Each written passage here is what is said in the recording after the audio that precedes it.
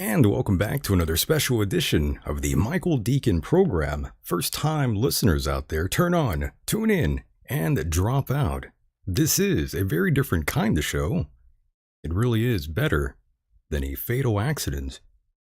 Come take this trip with me, don't be shy. Tonight I'll be joined by two very special guests, Wayne McRoy and Billy Ray Valentine. Both men are patiently waiting. Let's bring them right in. Gentlemen, are you alive? Yeah, man, I'm alive. I'm hearing some breathing. So yes, Wayne, you are with us. What about Billy Ray Valentine? Did he drop out? He might be dead. Well, Wayne, I guess it's just me and you tonight. I don't know what happened there. Oh, there he is. There he is. I was talking the entire time. I was like confirming whether or not I was alive. I think you no probably one was hearing me, which led me to believe that maybe I wasn't alive. I think you might have hit now your. Now that you guys do hear me, right? I think you might have hit your mute button there. Yeah, I hit a lot of things. Sorry about that. It's all good. I'm glad you're here. Both of you seem alive and well this evening, and I'm glad both of you are in great spirits this evening. At least I hope both of you are. I know things are kind of chaotic out there in New York. Billy, tell us about New York right now, by the way. Things are opening up over here in New York City. It's, back to business as usual as long as you have a mask or a vaccine. That's chaos. Which is not good, right? But other than that, things are looking a little bit more lively. People are getting out. People want to have fun. I can't wait for the summer, man. We're gonna have a blast. But other than that, I mean, things look a lot better than they did before. But they're really heavily pushing the vaccine, which I do not want to take in any way, shape, or form. And masks are a big thing out here, even though a lot of people aren't wearing them. You're not wearing one. I wear one from time to time, depending on where I am. Okay. Right? Like I don't wear one casually walking the street, but if I need to go to the store, or if I need to be at a restaurant or something and they require me to wear the mask, I'll put it on. I have no issue with it. Understood. And of course, Billy Ray Valentine, the host of the Infinite Fringe, check out his show whenever you can. And of course, making his debut tonight is Mr. Wayne McRoy. Always a honor and pleasure to bring you on here. Wayne, I'm glad you are alive and well. I hope everything's going well for you and your family. Give us an update. What's going on with them? Yeah, man, we're all doing pretty good here. I appreciate you having me on the show. It's an honor to be here. My family, we're doing well. I do have now 3 children on the autism spectrum. I know that might come up in conversation at some point tonight. So just putting that on the table. The older 2, the one is 12, and he's on the higher end of the spectrum, as well as my 9-year-old. She is also on the higher end of the spectrum. And we also have a nearly 2-year-old son now who falls somewhere on the spectrum. We're not quite sure where yet. He seems to have a little bit more developmental delays than the other 2 did. So, we'll see where it goes from there. Understood. But other than that, I mean, we're all physically doing well. We're healthy, happy, have a lot of good things going on in our lives. So it's good here on this end. Once again, just like Billy Ray, I'm in Pennsylvania. So whatever New York does, Pennsylvania follows in lockstep. And you'll notice I use the term lockstep, nothing related to Rockefeller there, but maybe it is. But like I was saying, it's the same kind of thing here where I'm at. It's all about vaccines and masks, and I choose not to wear the mask. And sometimes I get some backlash for it, and other times, and actually most of the time lately, people just don't seem to care. So really, I guess that's a good thing. We're winning the battle in that regard, I suppose. I think people are just so jaded by the whole thing already. Like, it's been so drawn out. It's been an entire year of this plus. So everybody's just tired of it already. And they know, like, it hasn't done anything to, quote unquote, slow the spread or anything like that. So what good is it? And I think a lot of people are really taking that attitude with it. I think they just do it more for the sake of, not getting hassled or something by somebody who has to tell them because, their job tells them you have to tell these people if they come in here, they got to be wearing their mask. So I think a lot of people just do it just to avoid the confrontation because people don't like confrontations, generally speaking. So Understood. yeah. And Wayne, I hate to interrupt you here, but what about in terms of the wife? Does she feel the same way you do, or is there any hesitation going on with her in regards to, let's say, the children getting vaccinated? No, she's totally She's on on board board. with Okay. me. That wasn't always the case, though. But Right. yeah, she has Right. seen firsthand the horrors of vaccination, and now she totally is on board and 100% with me with the not getting vaccinated, and we will not. We refuse to get this new shot that they're touting as a vaccine, which the two of them, the two big ones they're pushing and promoting right now, are not really medically definable as a vaccine. So So you're it's so even in that case, it's an right. invasive medical procedure that does not fall in that category, even though they try to present it as such.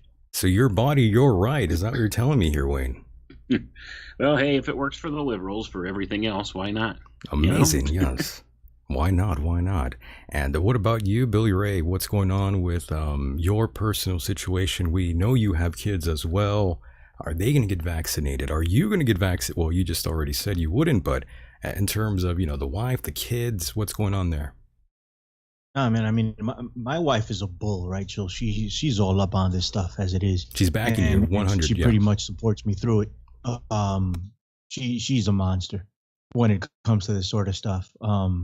So I got lucky, because that's not always the case That's in not the case, relationships, yeah. right? And That's right. when we had our firstborn, I was already very, very at that point I was anti-vaccine. I'm not completely anti-vaccine now, but I am pro-choice when it comes to vaccines.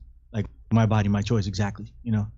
So I should, and everybody else should be able to say what they put in their body when they put it in their body personally. But at that point, I was completely like, no, none of this crap at all. And but we didn't know how to go about it. And my wife was the one that decided, not happening.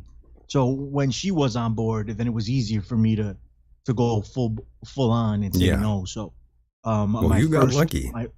What's that, buddy? I'm just saying you got really lucky with the wife of yours. I really because did, brother. I really did. And she my first son had his first round of vaccinations and he had one small adverse effect. It wasn't very bad, but it was an adverse effect nonetheless.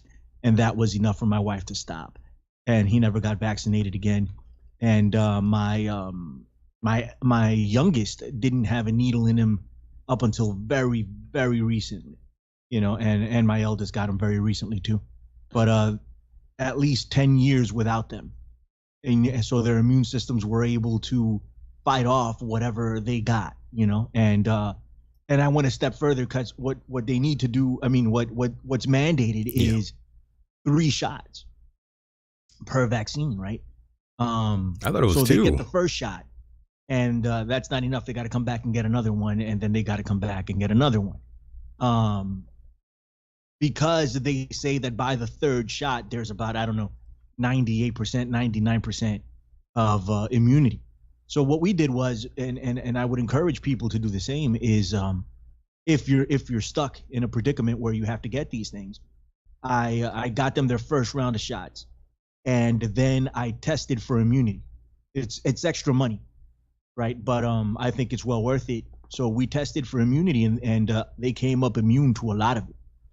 A lot of the shots that day, it was the MMR vaccine, and they came up immune to the vast majority of what they were supposed to come up immune for. So they didn't have to get a second or a 3rd shot. Now I had to fight that with the schools because they don't know any better. They're looking for a certain amount of shots that need to be on this record.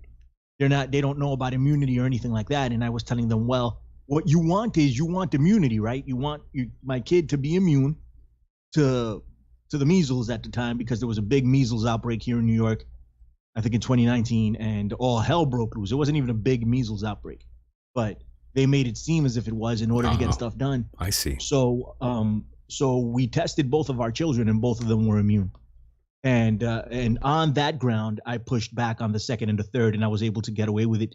So far, they haven't had to take any of that stuff, so it's been minimized, you know, and we've been blessed for it. So there you go. Understood. And going back to you, Wayne, from my recollection, and this is going to be, you know, we're going to turn the tables here very slightly, switching gears, but we'll go back to vaccines in a moment here. But you had some sort of bizarre encounter early on. Well, not too early on, but later on in life, going back to 2006, I believe, some sort of UFO encounter. What was going on there, by the way? Oh, well, I've always been interested in different topics like paranormal things. You know, the occult and UFOs in particular was always a big interest of mine. Well, I kind of fell away from that stuff for a long time and hadn't really thought about it much until one day I was driving over the mountain. I was on my way home from my mother's house at the time, because where she lived, we had to drive over a mountain to get to our house. So we got up to the top of the mountain, and I had my oldest son with me at the time, and he had to be probably about 12, 13 years old at that point. And we're driving up, and we see this thing. It was dark out, and we could see it was a nice clear night. And we're going up. We get up toward the top of the hill, and there's this weird looking thing just floating overhead, like very slowly.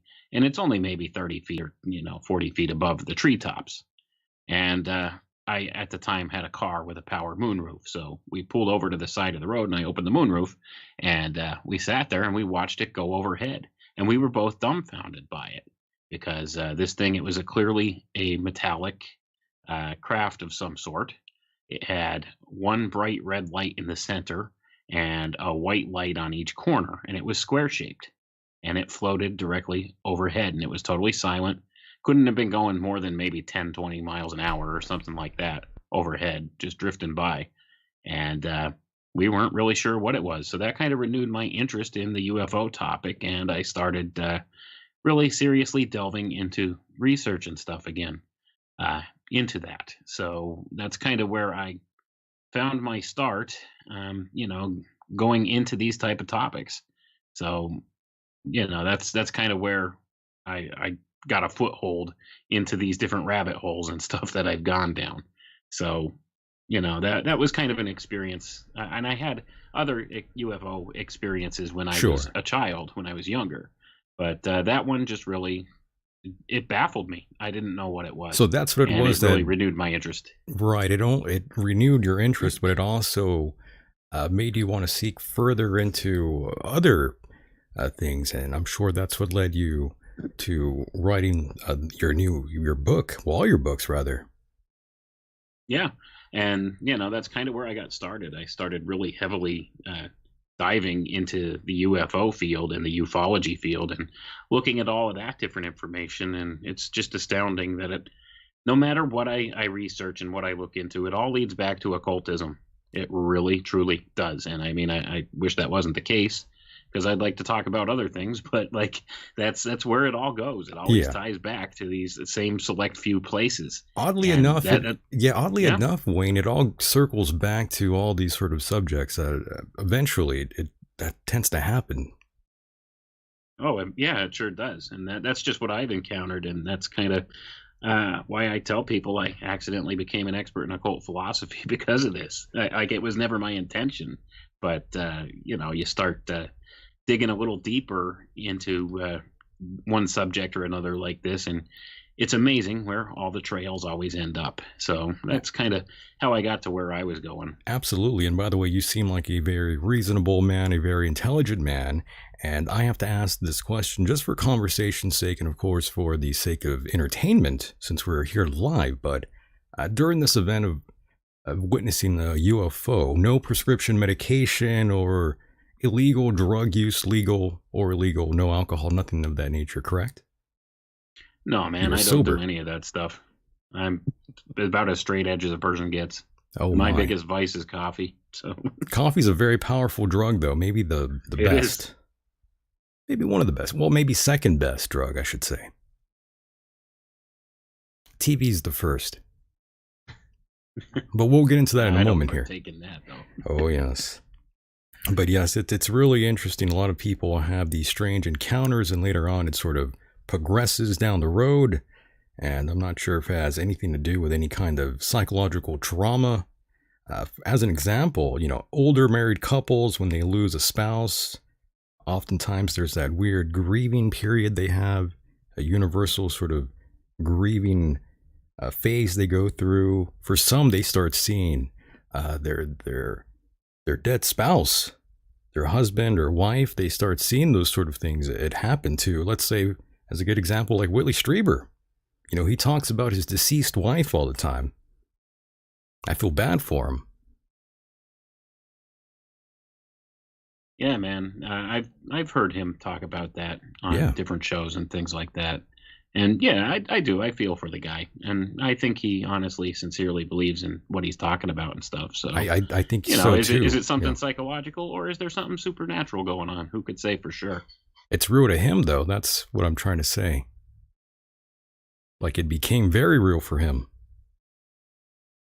Poor guy. No doubt about it. Yeah, but anyways, earlier I mentioned your son, and what exactly happened to him, if you don't mind me asking? What went on there?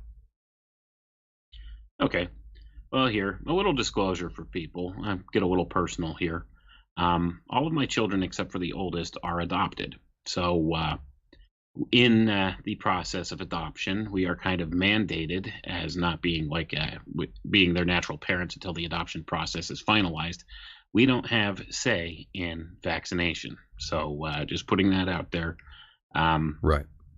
So that is why a lot of times they've kind of forced our hand with vaccination.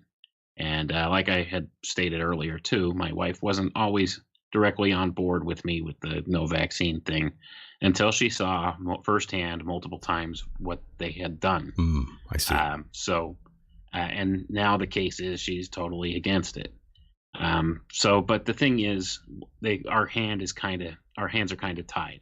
If we want to be able to, legally adopt and stuff like that, until they're legally adopted in ours, we had to follow the state's mandates with this stuff. So they had to be vaccinated.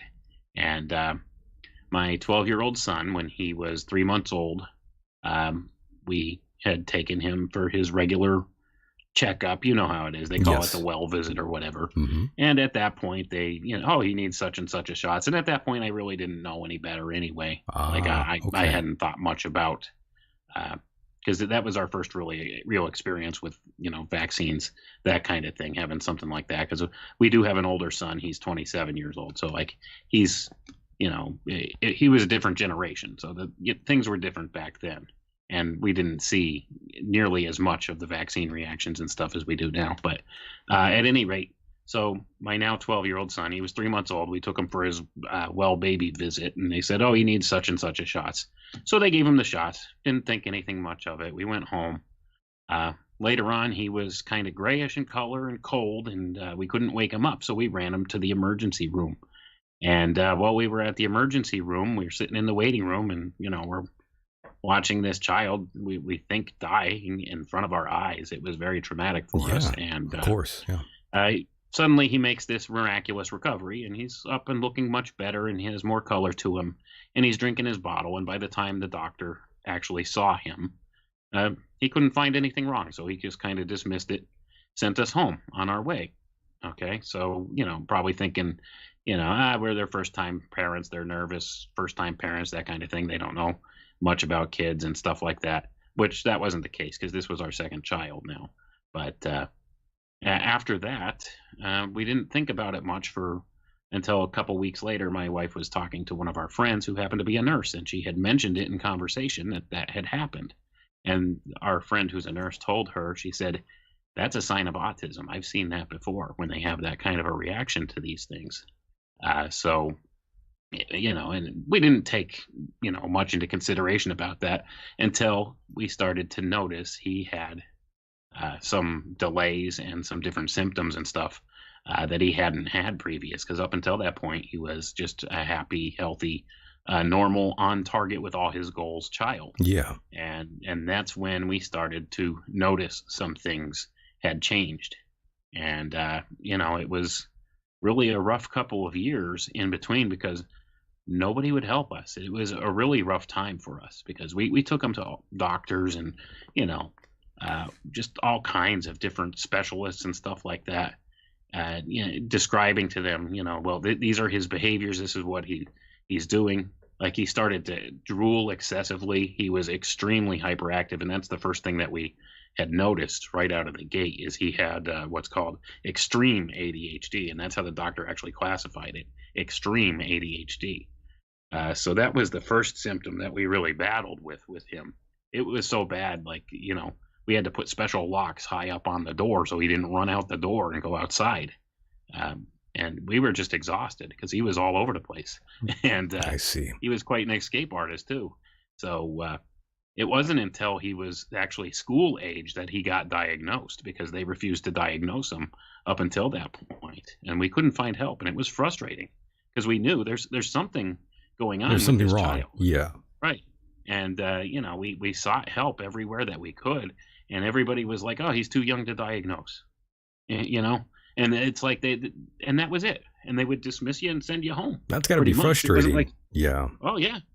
So it was really rough. So I started actually digging on my own and learning as much as I could about autism and about all kinds of different things and vaccines. And I started using my research skills that I had developed looking in the UFO field to kind of delve down some very, very different rabbit holes.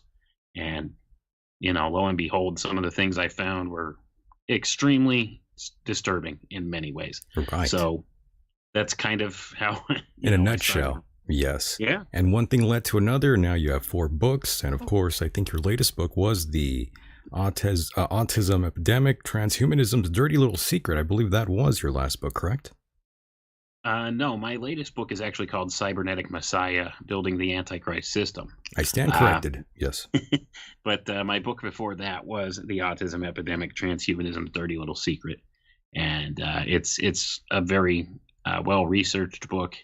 It's really very personal to me too. Like that is probably the most personal stuff I've put in a book. I can imagine, especially having a kid. I don't have a kid, but I mean, I feel bad for anyone who does. And, they have to face all these situations and scenarios with their kids. It's just a roll of the dice. In other words, you never really know what's going to happen with your kid.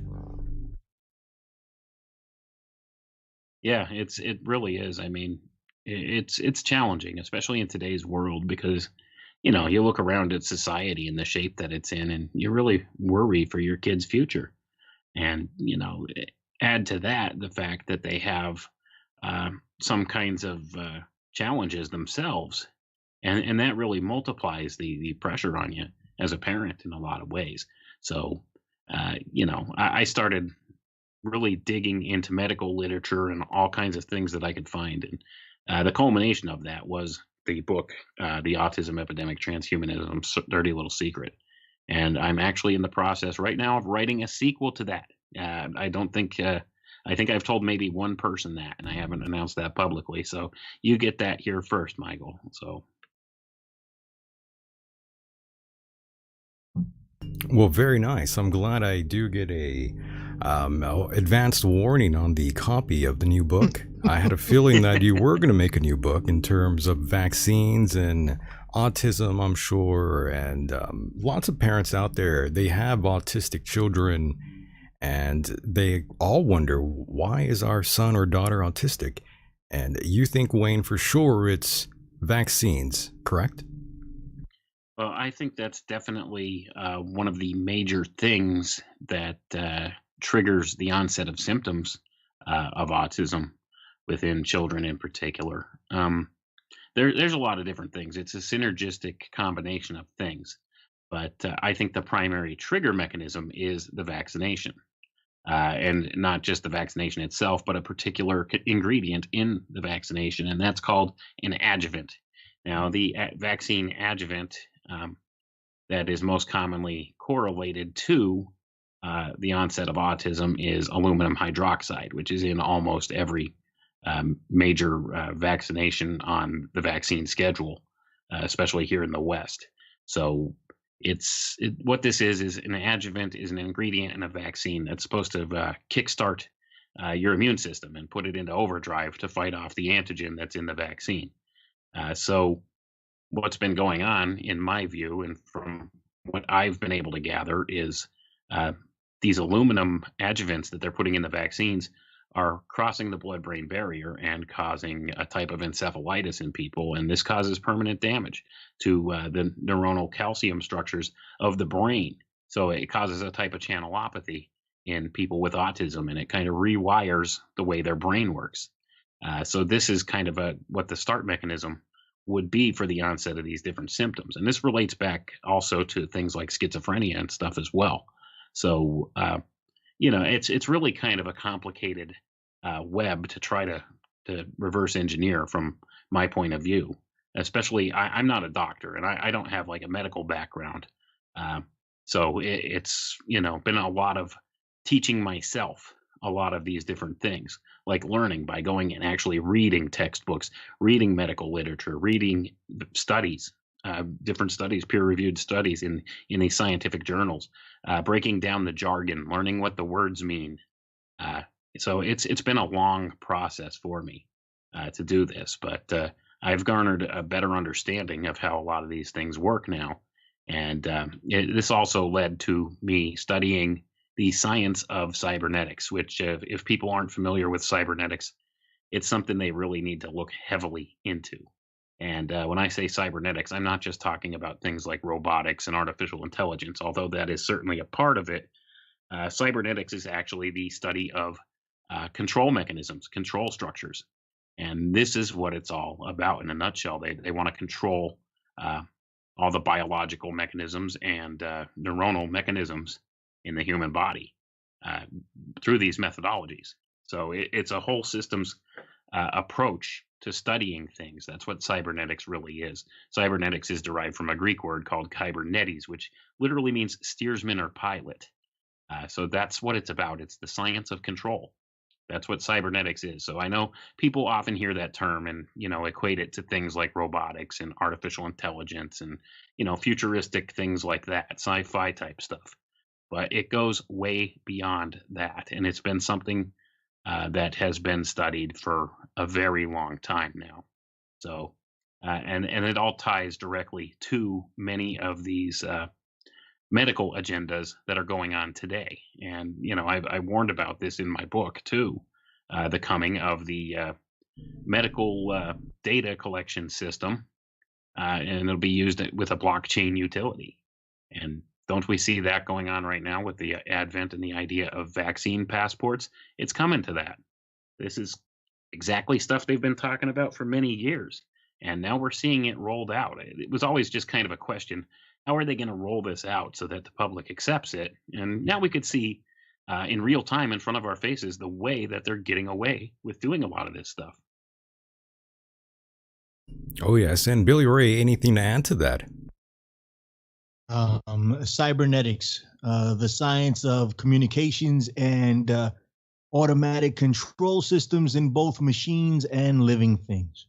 Just looked that up while Wayne was talking, and he spoke a little bit about ADHD, and I just covered a story over at the show that I do for Iconic at America Unplugged earlier this afternoon, that says that kids that are more exposed to nature, more exposed to green environments, are less likely, right, to get ADHD than a kid that's in the city or a kid that's always around, technology. And that's really, really difficult, right, to divorce yourself from when you're in New York City or when you're in a big city like Philadelphia or LA or something like that. It's the concrete jungle, and you're sitting there and you're at home. But even in other places, right, when you were playing World of Warcraft or whatever the hell else the game is now that is the thing, right, when you're playing all this stuff,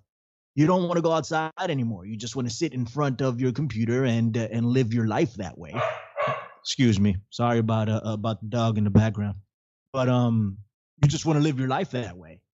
And it leads to something. It's not natural, and when it's not natural, it's not good, right? When we go further and further away from what it is that we're supposed to do as human beings, it doesn't really work out.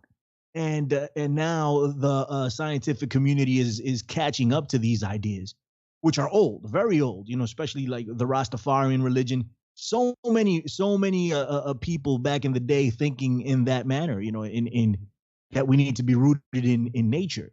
But it was pushed away. It was a bunch of nonsense. But now people are catching up to it, the scientific community, and saying that maybe something is wrong with the way we're living, and the way we're living is causing people, to have afflictions like ADHD. And also going back to vaccines. The thing is, right? I think everybody should have a choice as to whether or not to take them or not. But it's like smoking a cigarette, right? Some people can smoke cigarettes for their entire life and never get lung cancer, right? They'll never get sick. It's miraculous. It's like, okay, fine, they're good, and then somebody else will turn around and start smoking and look at that guy and say, well, that guy never got anything. I should be good. 2 years later, he's on his deathbed. It affects everybody different. Right. So, different people are built different ways, and they can tolerate different things in a different manner. So I think vaccines have a lot to do, or have some to do, I should say, with the autism epidemic, but also our environments. Wayne would know better, but I'm just adding my 5 cents here. Also, our environments and where we live and how we live, and all of this. We're being bathed in God knows what, these digital signals that are all over the place, and that can't be good for us either. So all of these things is what I look at when I think about all these disorders that continue to grow year after year after year. They don't go down, they just keep going up. And that's alarming, what's happening to the human race. And I think largely it has to do with our quote unquote technological development and how it's affecting us, because we really don't know what we're dealing with. We really don't know what we're doing. We just we're screwing around with things, and some things seem to work, but in the long term, we have no idea what's going to happen. Right? Much like with the COVID vaccine, let's say, no idea what's going to happen a year from now. Or let alone 10, right? They got no idea if people start growing tails, what the hell, right? I know that's an extreme example, but that's what I'm saying. There were no tests done. We are the test dummies, right? And that's why I'm extremely skeptical with all of this stuff.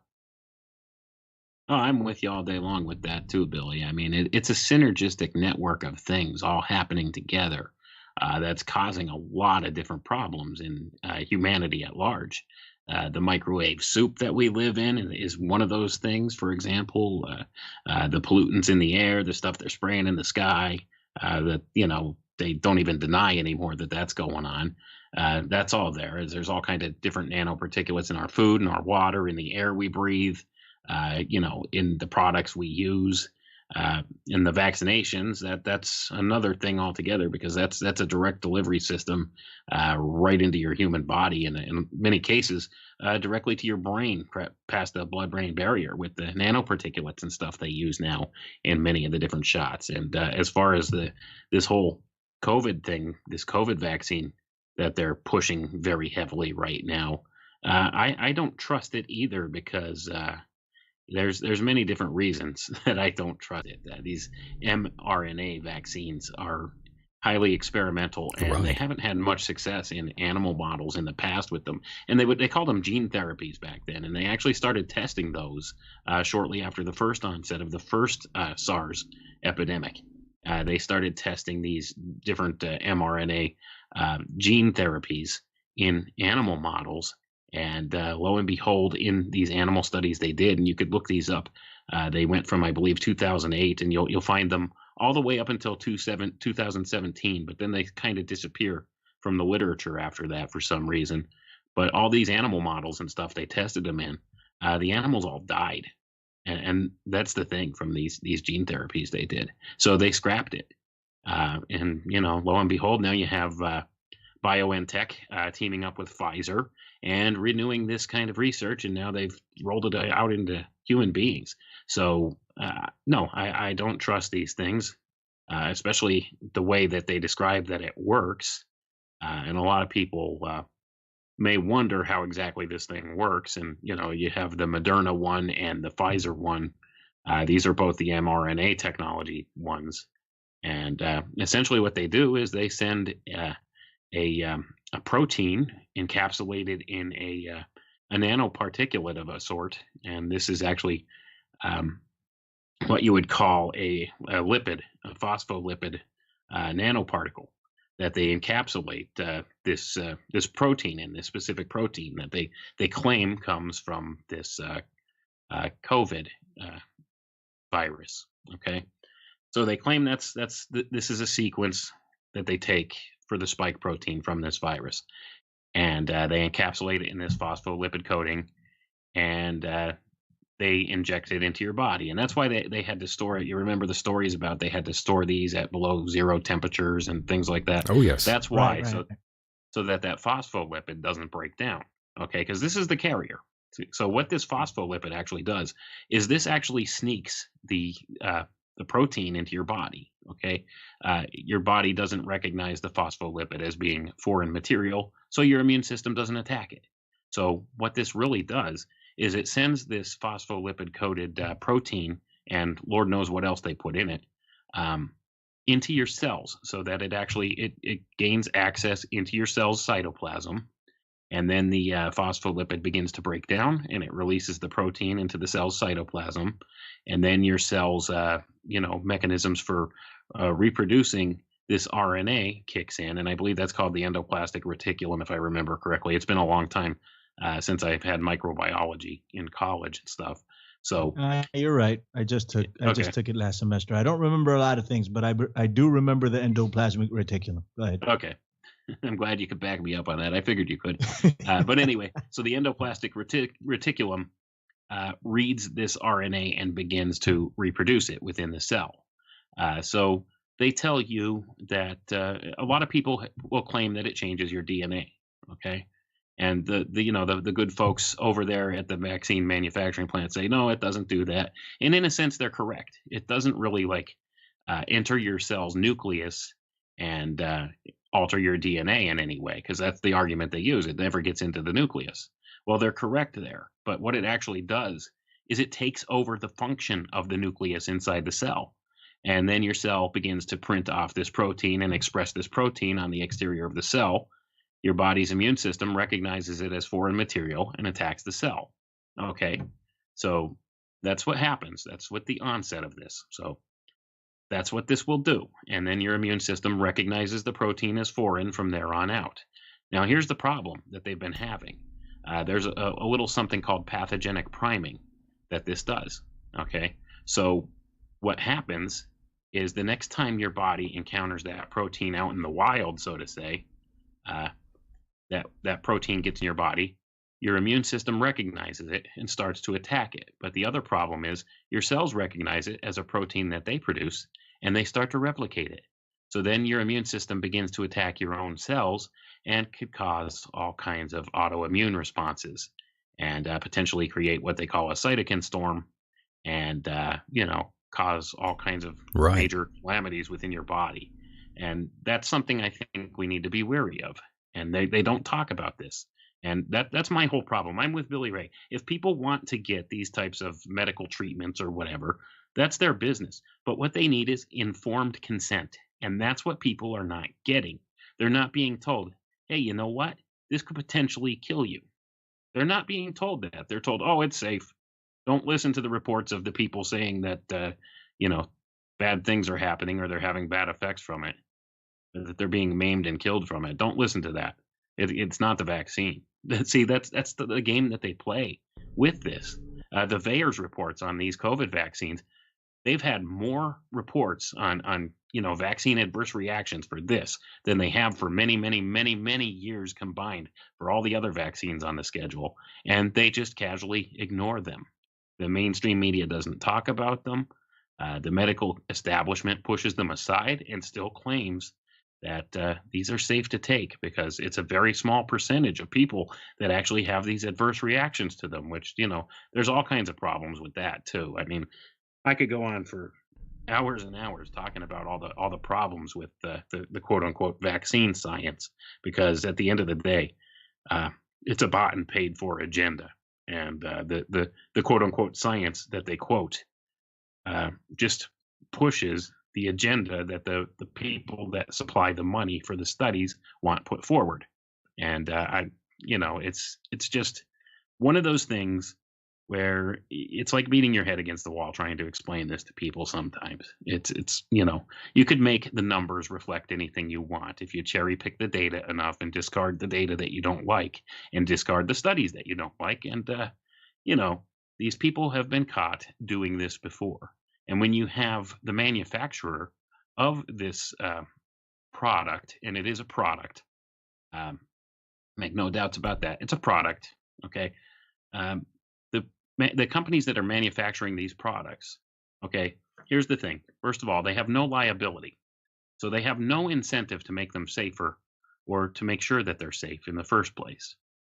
They have spent billions of dollars in research and development in these things. So they have a vested interest in this going to market as quickly as possible. And they also have a vested interest in this thing uh, getting to market just in general. So they're also the ones that perform these safety studies and do these effectiveness studies. So, of course, they're going to say, yeah, it's safe and effective, because if they were to come forward and say, okay, we've thoroughly tested it, it's not safe, we have to scrap this whole thing, that's billions of dollars wasted. And these are largely business people at the top of this. They don't want those billions of dollars uh, to go in the hole and have to start all over again, new with something like this. If they've invested that much time and money and effort into something, they want it to go to market, and they'll make sure any way they can that it will go to market. And they've been caught doing this before. I mean, all these big major pharmaceutical companies have been caught doing this and fined billions and billions of dollars by regulatory commissions for doing this, and they just see it as a cost of doing business. They don't care. They'll pay the fine that they get down the road because they have more uh, more of a chance of making money on it if they get it direct to market. Okay, so they've been caught doing this before. These are known and proven felons when it comes down to it. They're putting harmful products out. They've been caught doing it knowingly too. This is out there in testimony and court testimony and stuff like that. They knowingly put to market, and I'm speaking specifically of Pfizer for one, but it's like all of these major drug companies. They've all been caught doing it. Okay, they knowingly put these products to market, knowing that they're going to cause harm, but they take their chances because uh, and especially with the vaccines, they don't have liability. They don't have to worry about incurring some kind of a penalty for that.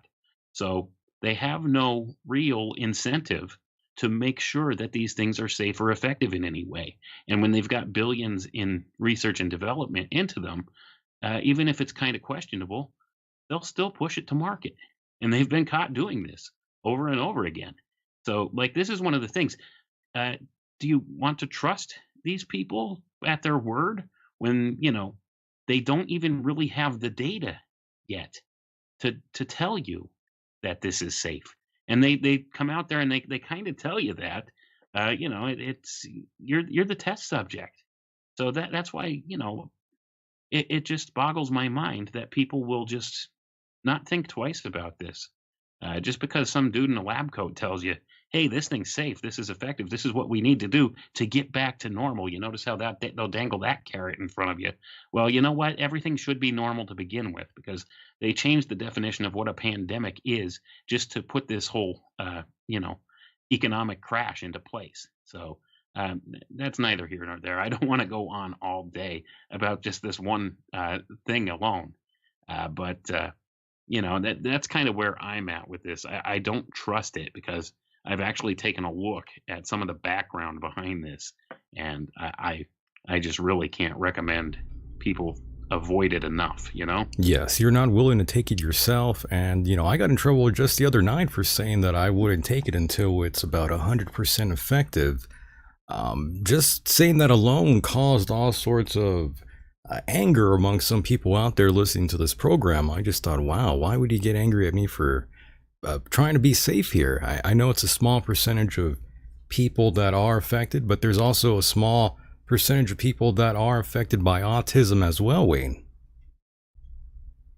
Well, yeah, I mean that's another So you got to be subject careful, altogether. right? Yeah, I mean, but yeah, I mean that's definitely one of those things where we see more and more of this going on in society, and a lot of times there's these connections that are obvious on the face of it, but they're denied by the scientific mainstream over and over again. And why is that? Because they have a vested interest in putting out these products. And it comes back to the whole follow the money thing to a certain degree, but there's more behind it than that too, in my estimation. Oh yes, it goes deep, real deep, back to Nazi Germany almost. No, I would say even before then, but Oh yes, and speaking of which, Bill and Melinda Gates, they are getting a divorce, very public, and of course, allegations of Bill hanging out with Jeffrey Epstein a time or two. Maybe he knew something, I don't know. It's just speculation at this point, but it's always fun to speculate rumors, correct? TMZ, here we go, right? Right. So, what's your thoughts, hey, Billy man. Ray? Go ahead. Listen, I mean, a couple of things, right? On the vaccine itself, yeah, if you can avoid this thing, avoid it, in my opinion, right? But if you absolutely have to get it, treat it like an iPhone or something. Don't get the first one. Let everybody else go get it. Chill, see what happens. And even after you get it, you need to realize that, just like Wayne stated, we are the guinea pigs here. We are the experimental class. Even if it's 100% effective, Mike, we still have to look at what's going to happen 5, 10, 15, 20 years down the road, right? They've never, right? I think it was for the first coronavirus, and Wayne, check me if I'm wrong here, but for the first coronavirus, they still haven't developed a vaccine for it. And typically, for a vaccine to be approved, it's 15 to 20 years.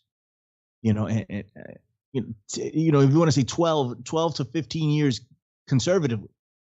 And this was rolled out in a matter of months, right? So, and it's not even a regular vaccine, right? There is no COVID virus in there as far as I know, right? So it's gene therapy, some of this. It's something completely different what we're dealing with here. And I remember back in the day, the SV40 simian virus, right, was the big deal.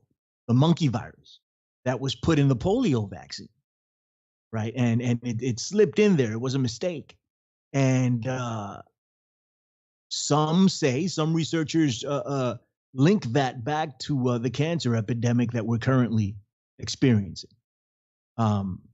Because it was in the SV40 simian virus was in the polio vaccine, right? And it's years down the road when we started seeing some of the effects of that virus, allegedly, right? I think we're going to have something very similar go down with this COVID vaccine later on. And we're going to start experiencing things, and we're going to try to explain it. And some researchers are going to link it right back to this vaccine, but they're going to get a ridiculous amount of pushback because, of course, this is incredibly safe. So I think we need to be very careful with that. As far as Bill and Melinda Gates go, I could care less, right? If they're together, if they're divorced, I mean, they're still gonna be freaking millionaires, billionaires 10 times over, whether they're together or not. Bill and Melinda Gates have been instrumental in spreading vaccines throughout the world, and they say it's in the name of of health, and I don't want your health. Like, keep it as far away from me as possible, and as far away from the native people of the earth. You roll over to Africa and experiment on these people. So stay away from them. Ultimately, while I don't subscribe to all the Bill Gates conspiracy theories, I do think he's a detestable human being. Oh, how dare you? He's a nice guy. How dare you? For real, right? How dare me? But you know what? Like, he's all over the place, and everybody talks about, I'm not a doctor. We have to say that, right? I'm not a doctor. I'm not qualified to talk about this or whatever. If you Google, I forget what it is.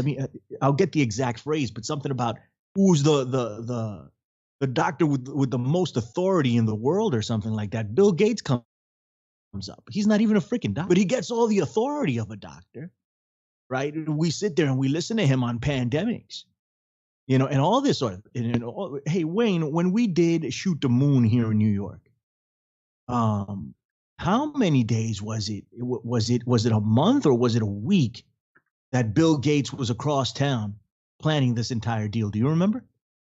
It was 2 days before that we did the Shoot the Moon. Yeah, 2 days.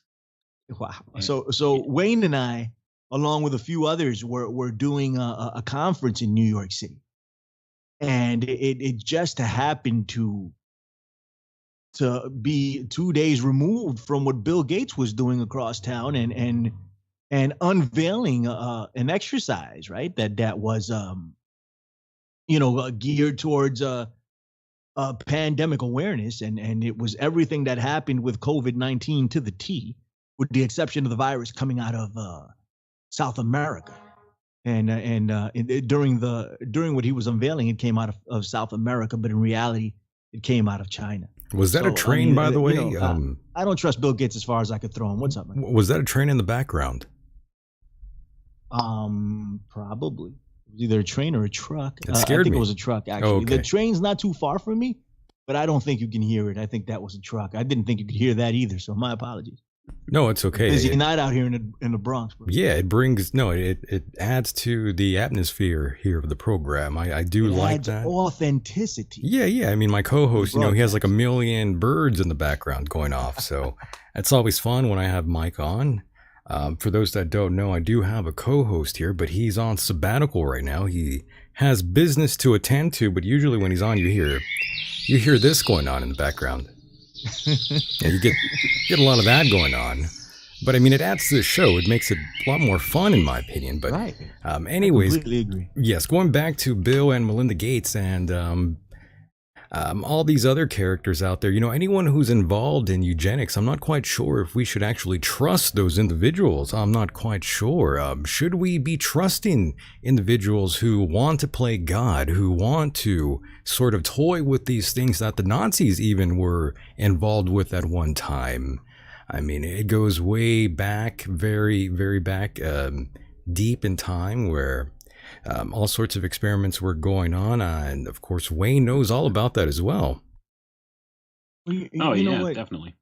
Wayne, let me get in here for just a second, then I'm throwing it to you. But I just want to make a point, right? Like, all these people, they want to play God and they want to do all these things, but they don't want to do it themselves. They want to do it to you, right? They want to do it to us. They want to do it to everyone listening. They want to do it to the 3 people that are currently on this show. And they want to do it to everyone that's going to listen after the fact. They want to do it to you. And that's what pisses me off more than anything else, because if you want to depopulation, lead by example. Go get a freaking vasectomy. Don't have any more kids, right? Go ahead, go do that, right? If you want to get vaccinate your entire freaking family. Leave me the hell alone. But no, they want to test it on us all the time. All this experimental nonsense. They put a ton of crap in our water just to see what's going to happen to us. They put fluoride in our toothpaste, right? Probably just to see what's going to happen to us. And now they're injecting us with this stuff. Why? Why is it the big push, right? To inject us with this admittedly experimental technology that they don't know what the hell is going to happen. openly letting us know that we are guinea pigs. They want to test it on us, and that's my biggest issue. Go ahead, Wayne. I don't like them putting chemicals in the water that turn the friggin' frogs gay. Do you understand that? They're gaying up the frogs. Too many gay frogs, yes. Thank you, Alex. Man, Oh, you're killing me. dude. Incredible. That's great. No, that's the thing. I mean, when you look at a lot of this stuff, it all ties back to this whole eugenics idea once again. All these same ideas kind of come from the same time and place. You see things pushed in our modern narrative and our modern science that really kind of harken back to these same ideas that came from a small group of people from think tank groups back in roughly the mid 1800s. Okay, this is where many of these ideas were brought forward and brought to fruition, and it all dates back even further than that. But I mean, you could look back, and we'll cite from the modern era here, what we could call the modern era, and we'll go all the way back to 1797 with the works of Malthus. Okay, that's where the term Malthusian comes from. And this guy promulgated back then the idea that if the population grows, the resources deplete, and therefore the population suffers because of poverty and poor conditions and stuff like that. So he proposed that population checks and balances should be kept in place.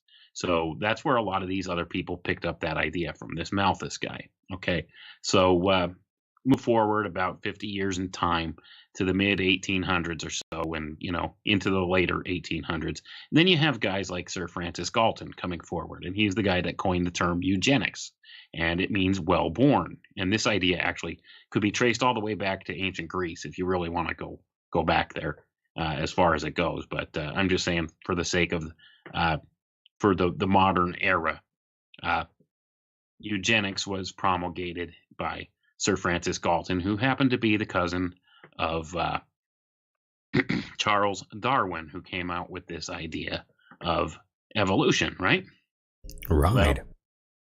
Well, that's what they claim anyway, but it's actually Charles Darwin's grandfather. His name was Erasmus Darwin, who came up with many of the things that Darwin pushed. Okay, and he was actually well known within different secret society groups, and he was a known theosophist.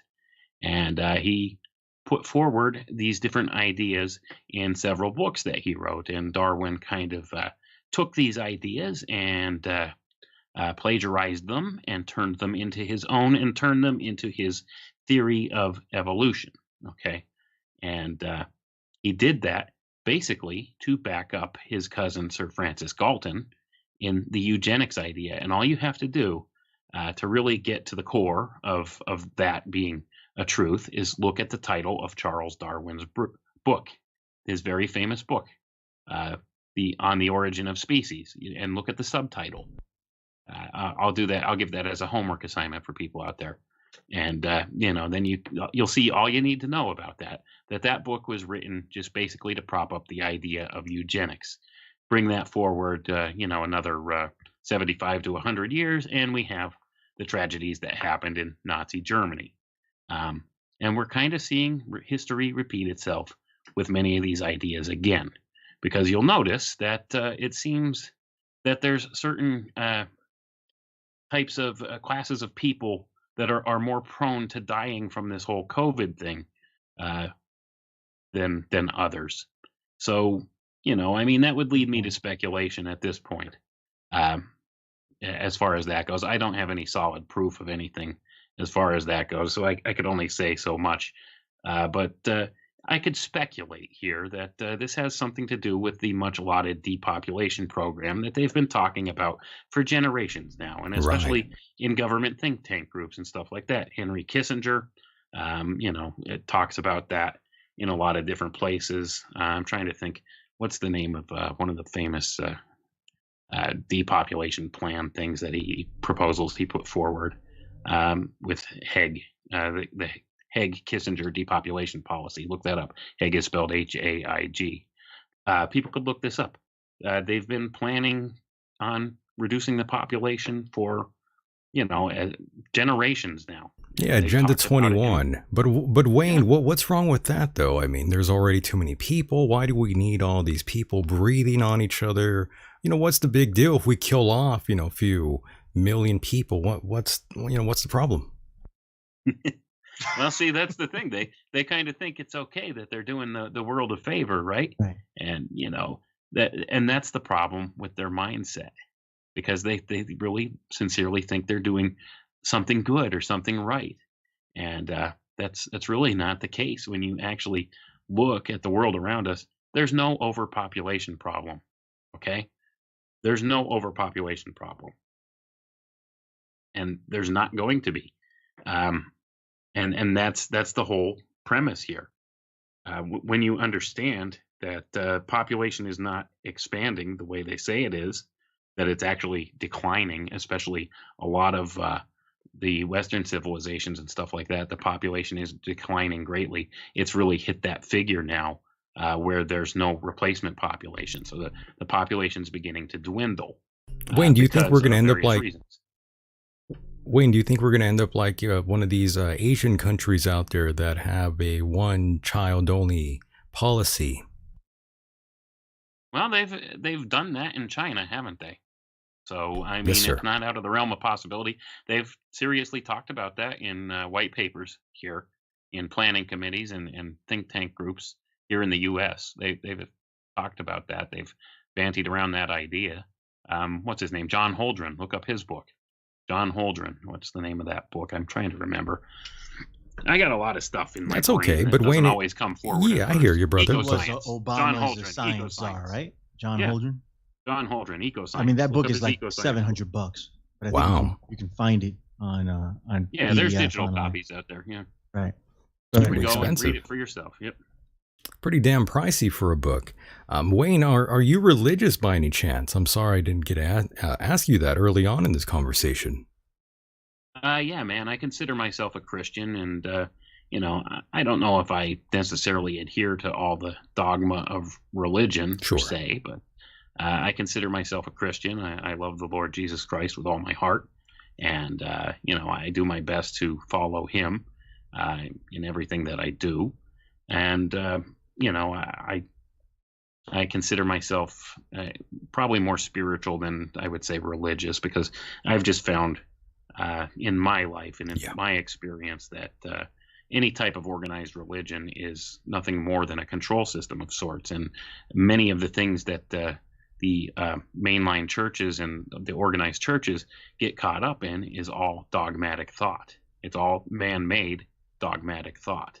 And, it really gets disingenuous at some point through that. So, I don't know if I'd consider myself religious, but I am a spiritual person, and I do consider myself a Christian. But you consider yourself a Christian, and I believe you too are a Christian man yourself.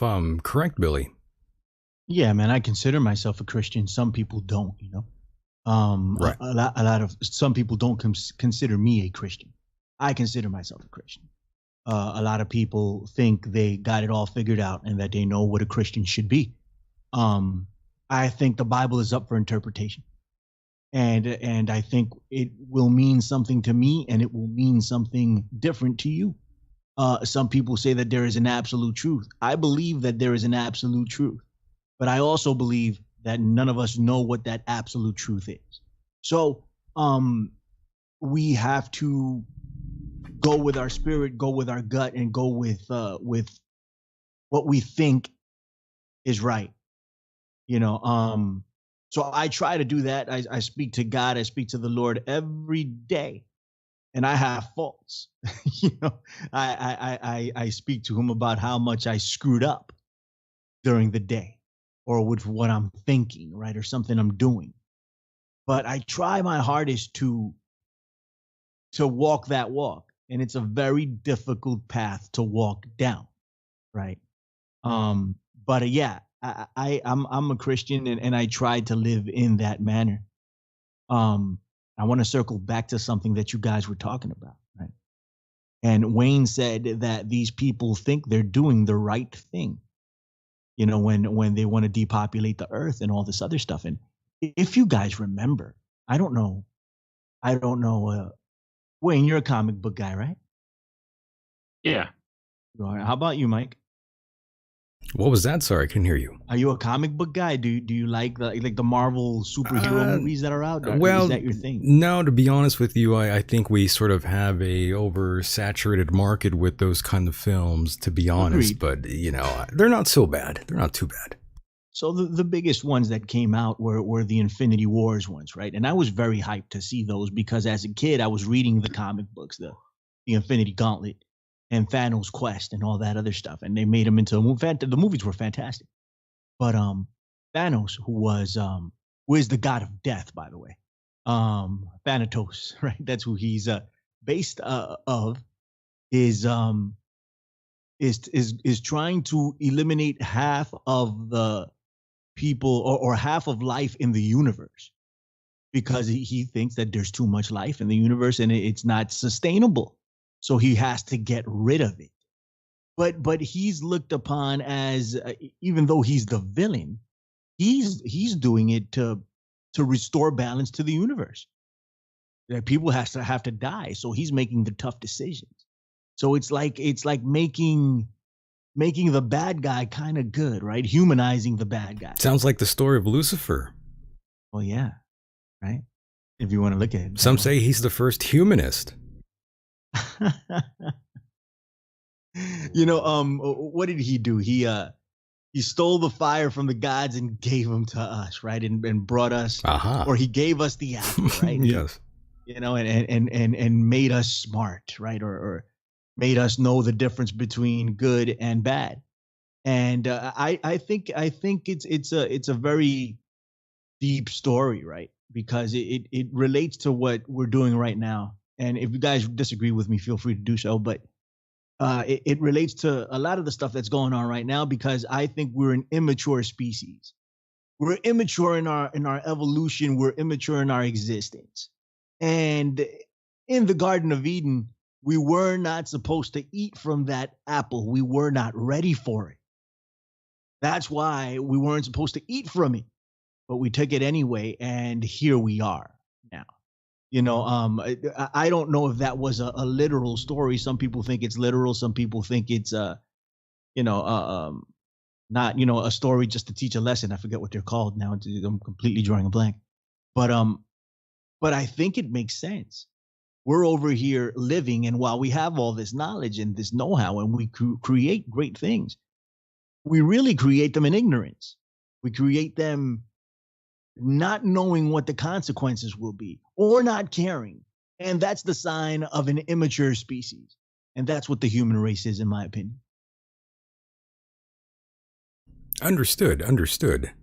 Good points there. Very good points there. It's good to hear your opinion on this issue as well. And I see both of you are quite religious, and I've noticed that amongst those that are into conspiracy theories and, fringe subjects, a lot of them actually are quite religious. I always think, well, why do you stop there at religion? Why don't you look further? Why don't you also see that perhaps it could be a big scam, a big hoax? Why not think of it that way? You see everything else as like a conspiracy. Why not religion? I always think that about, the other side. It could absolutely be. Brandon Young in the chat says that's Prometheus, not Lucifer. Prometheus stole the fire from the gods. It's a Lucifer story. It's the same thing. You can make the distinction if you wish, but it's really the same thing. It's the same thing. I hate to break it to you, brother.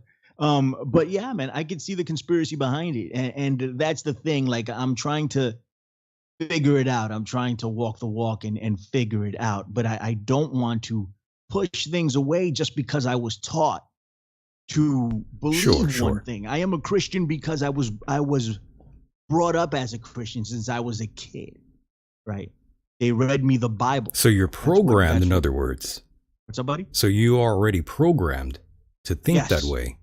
Yeah, so it makes it difficult for you. Yes, there's like a hurdle for you. I do have family that, some of them are Jehovah's Witnesses, and some of them, some of my, like an older cousin of mine, he's older in life, and I can see there's lots of these issues going on with him. He's conflicted with all kinds of things going on because, both of his parents are gone now. He's kind of alone in the world.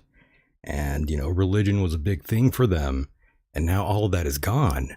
So, it gets kind of scary for those people once they lose everything. They don't know where to turn. They don't know what to do. And, they have all these things going on in their lives. And, they were all pre-programmed in certain ways. See, this is what I'm trying to tell you about. People that are into the fringe element, to the alternative, they kind of stop at religion for some odd reason. I'm not quite sure why. Why not take the full dive? Why stop there? I'll speak to that because I'm kind of the opposite. I was not really brought up as a Christian. We didn't go to church or anything when I was a kid. I mean, my mom had a picture of Jesus on the wall, but I never really truly understood much about that.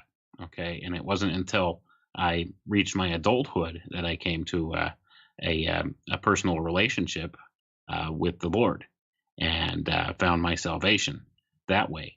So, I mean, it's more about a personal walk with God to me than it is about any kind of religious dogma.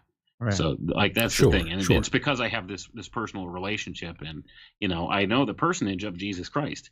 I know God. I know that I have this relationship.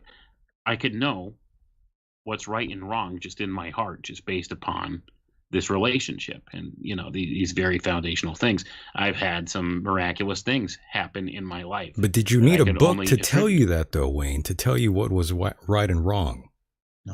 No, that's my whole point. No, Right. I didn't. I'm just come asking a to question. Yes. that. So like, once again, it didn't happen for me. I was not really like brought up in the Christian faith per se.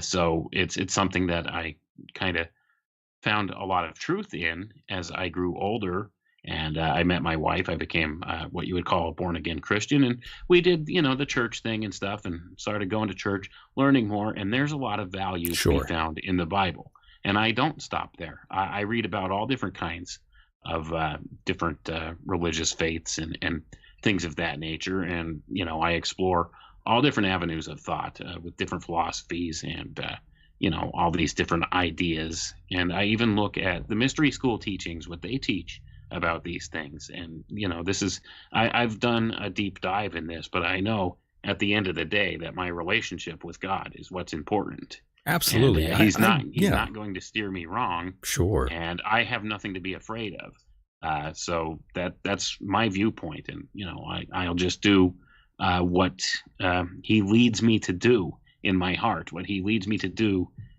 that I know is right. And see, that's the thing. I live my life based upon one premise: if you know something's the right thing to do it, and that's about it. That's right. So Yes. I think it's important that we all kind of have that walk and that relationship to be able to just try and stay on the straight and narrow. God doesn't make it a mystery to you that the difference between right and wrong. You don't have to be a religious person to know something's right or wrong.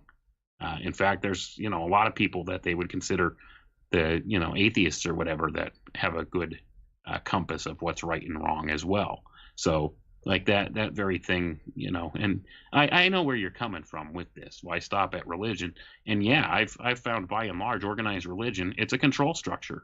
So and I see it that way, and I've gone back, I've done the deep dive into it, and I've looked back at how many of these things came about, and in particular the Vatican, how that kind of is a very controlling structure Sure. throughout history. I with a understand lot that, of Wayne. this. I'm with you on that 100%. But out of all the religions around the world, and there's so many religions, so many people that are completely religious, but no religious supernatural claim from any part of the world has ever been demonstrated to be true. And blind faith, I wouldn't exactly say is the direct way to any sort of truth, in my opinion. No, but faith is a very important element of truth, though, as Right. well. But faith is Because, the absence of evidence.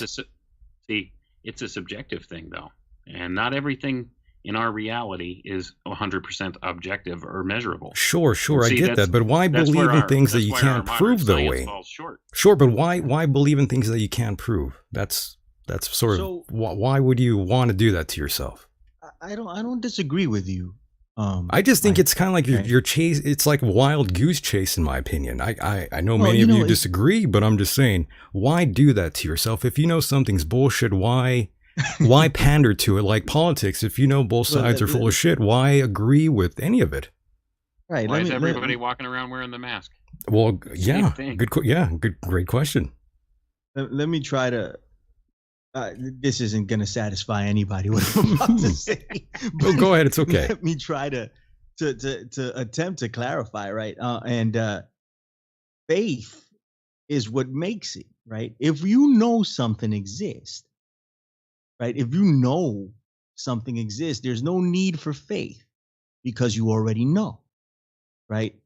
1 + 1 will always equal 2. Yeah, and the We know sun's going to this. come up tomorrow, and if I talk to God, Supposedly, there's it might come up no tomorrow. We active, don't know that, yeah, right? and there's no God interacting with any active society today, is what I'm trying to say as well. But I believe, right? I believe in a creator. I think it's easily proven. But your creator's weak. Where is he? I'm waiting for him to call in. Well, He hasn't called in. I mean, I don't Where's think what God? we've been shown, right? I don't think what we've been shown, what we've been told, is actually true, right?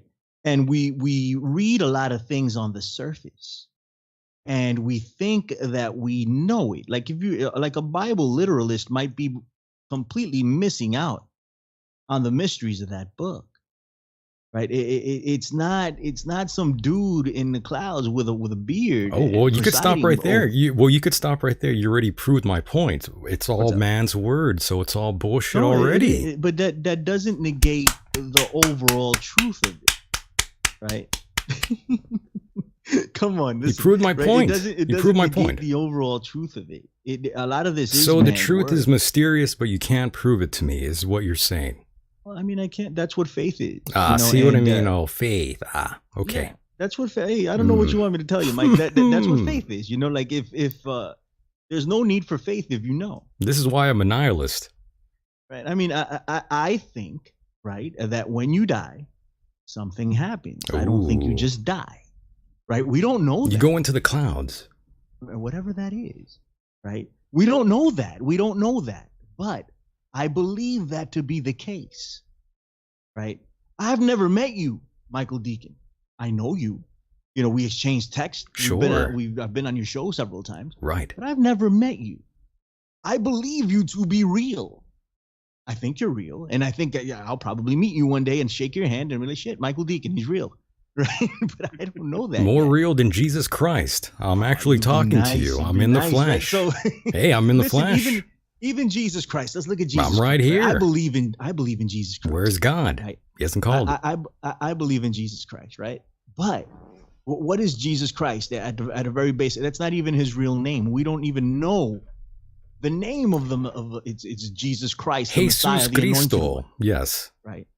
You know, so we don't even know his real name. But I believe that there is a creator. I choose to call that creator Jesus Christ. He's the Son of God. I choose to call him that. Me personally. Somebody across the world will choose to call this God something else altogether, right? Right. And they believe what that is. I think there is one truth. We all come from a source. We all come from the same source.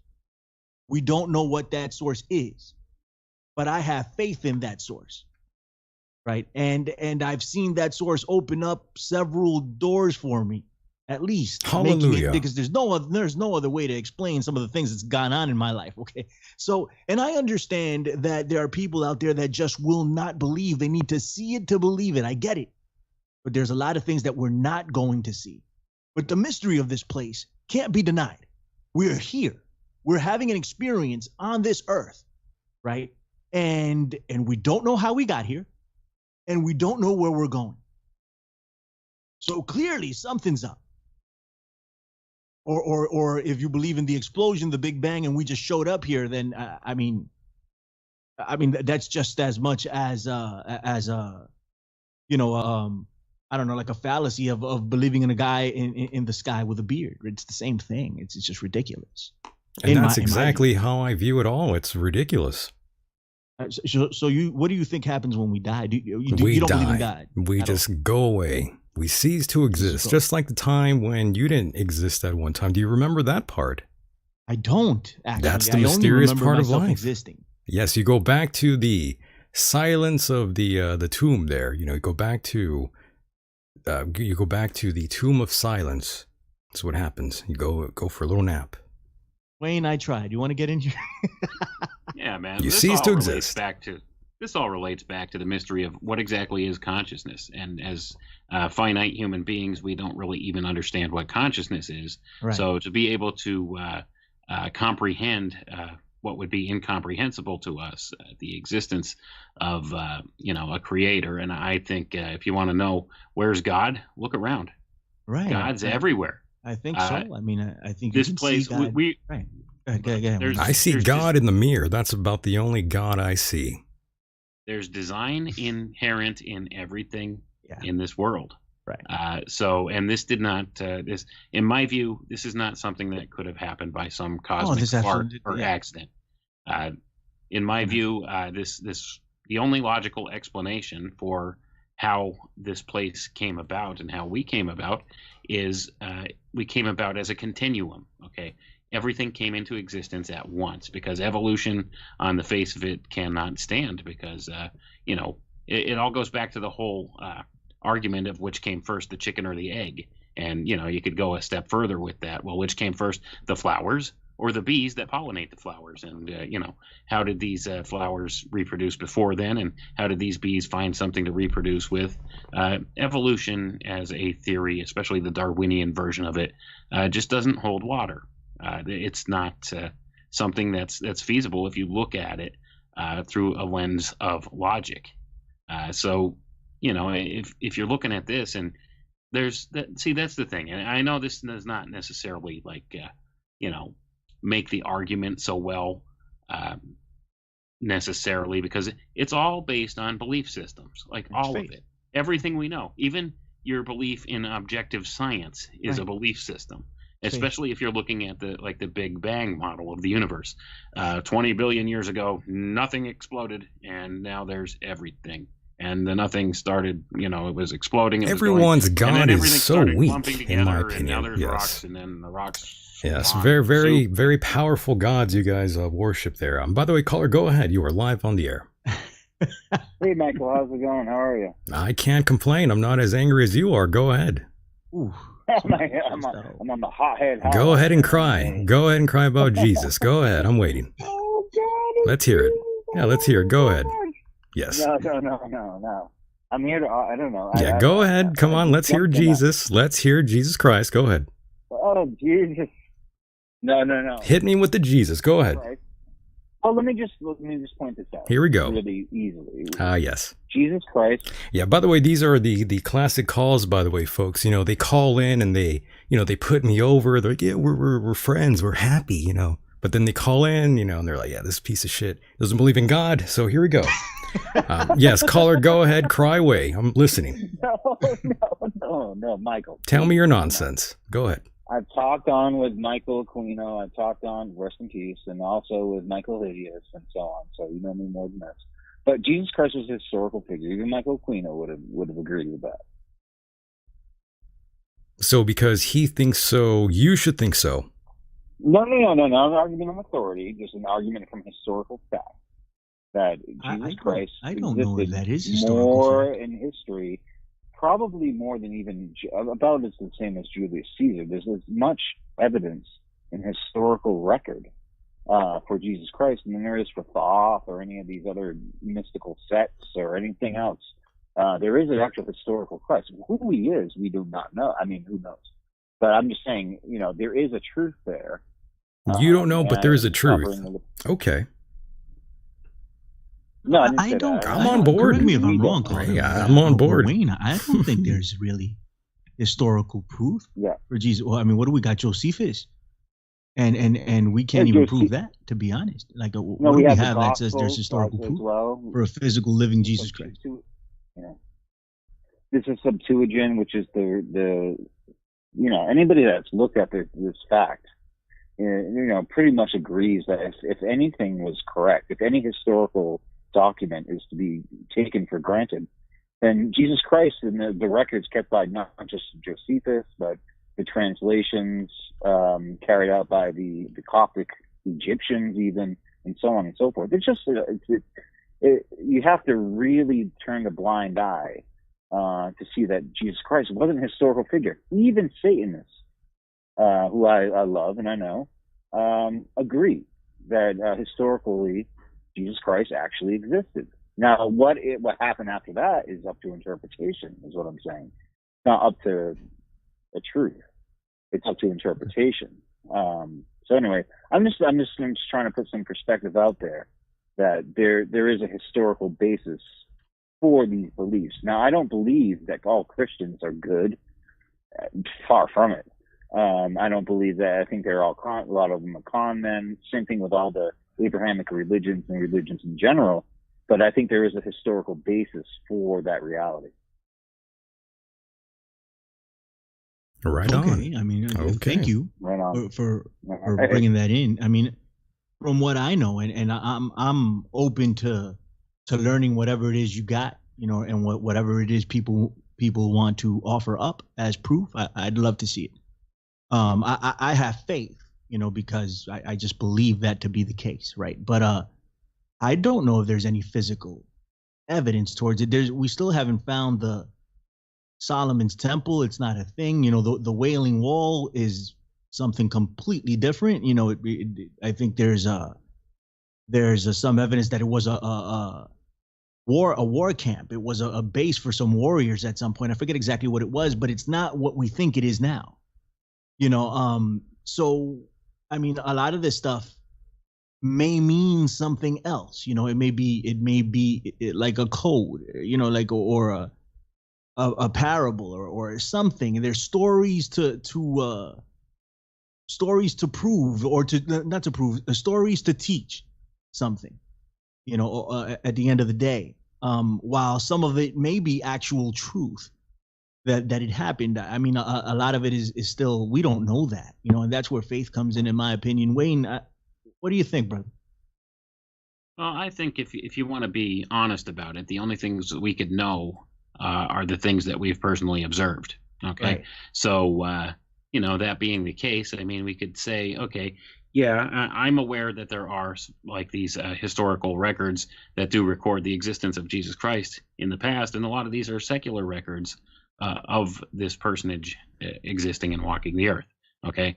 So I've seen that, and whether you believe that evidence or not, it's up to you, because like much of our history, we really don't know before our lifetime what really happened, because who is it that records the history? Right. So that's the whole thing. I mean, you could argue both sides of this, the semantics of it, all day long, whether there's the existence of God or not, or whether history is correct or not. Right. Once you look into, if you want ultimate evidence that God exists, look around. This world did not just fall into place by accident. I agree with you, Wayne. I agree with you. Like if you look at a human being, I was studying the ear a couple of semesters ago, and if you look at what it takes for you to hear something, it's a mechanism.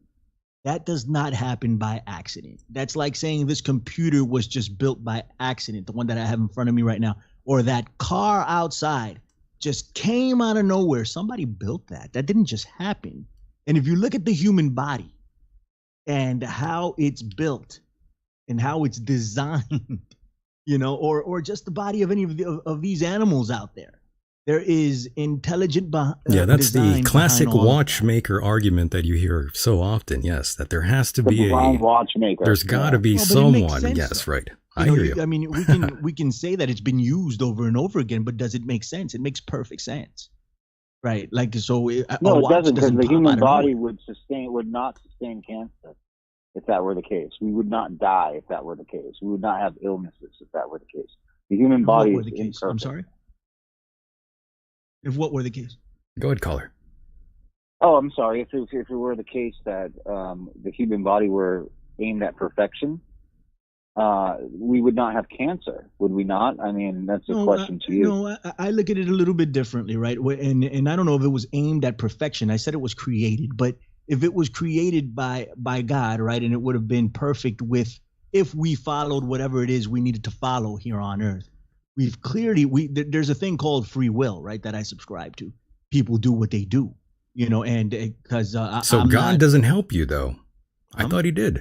Well, what's the? I mean, what's the point of it if God is micromanaging everything?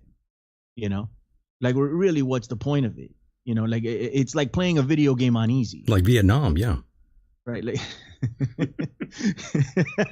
it's like playing a video game on easy, right? You want to be able. It's like, all right, like you have a wife, or a girlfriend. You don't want to force this person to like you. You want her to like you. You don't want to force her to. So it's the same thing, or when you have a child, you don't want to be micromanaging this child. You want to let the child make the decisions it has to make in life. Right. And that's how it learned. By the way, we're going to have to drop this call here. We have another caller on here. By the way, thank you, caller, for calling appreciate it, in. Michael. I'm Thank sorry. you, Hi, buddy. I'm sorry you couldn't help me with Jesus Christ there, but let's answer this call here. Something else, bro. Here we go. Let's hang up on this person here and bring in this gentleman here. Hold and they might have. Wait, they didn't hang up. Caller, go ahead. You are live on the air. Hello, this is Jack Star. Who? Jeffree Star? Jack Star, Michael. Hello. Oh, I thought you were Jeffree Star, that guy that does the makeup.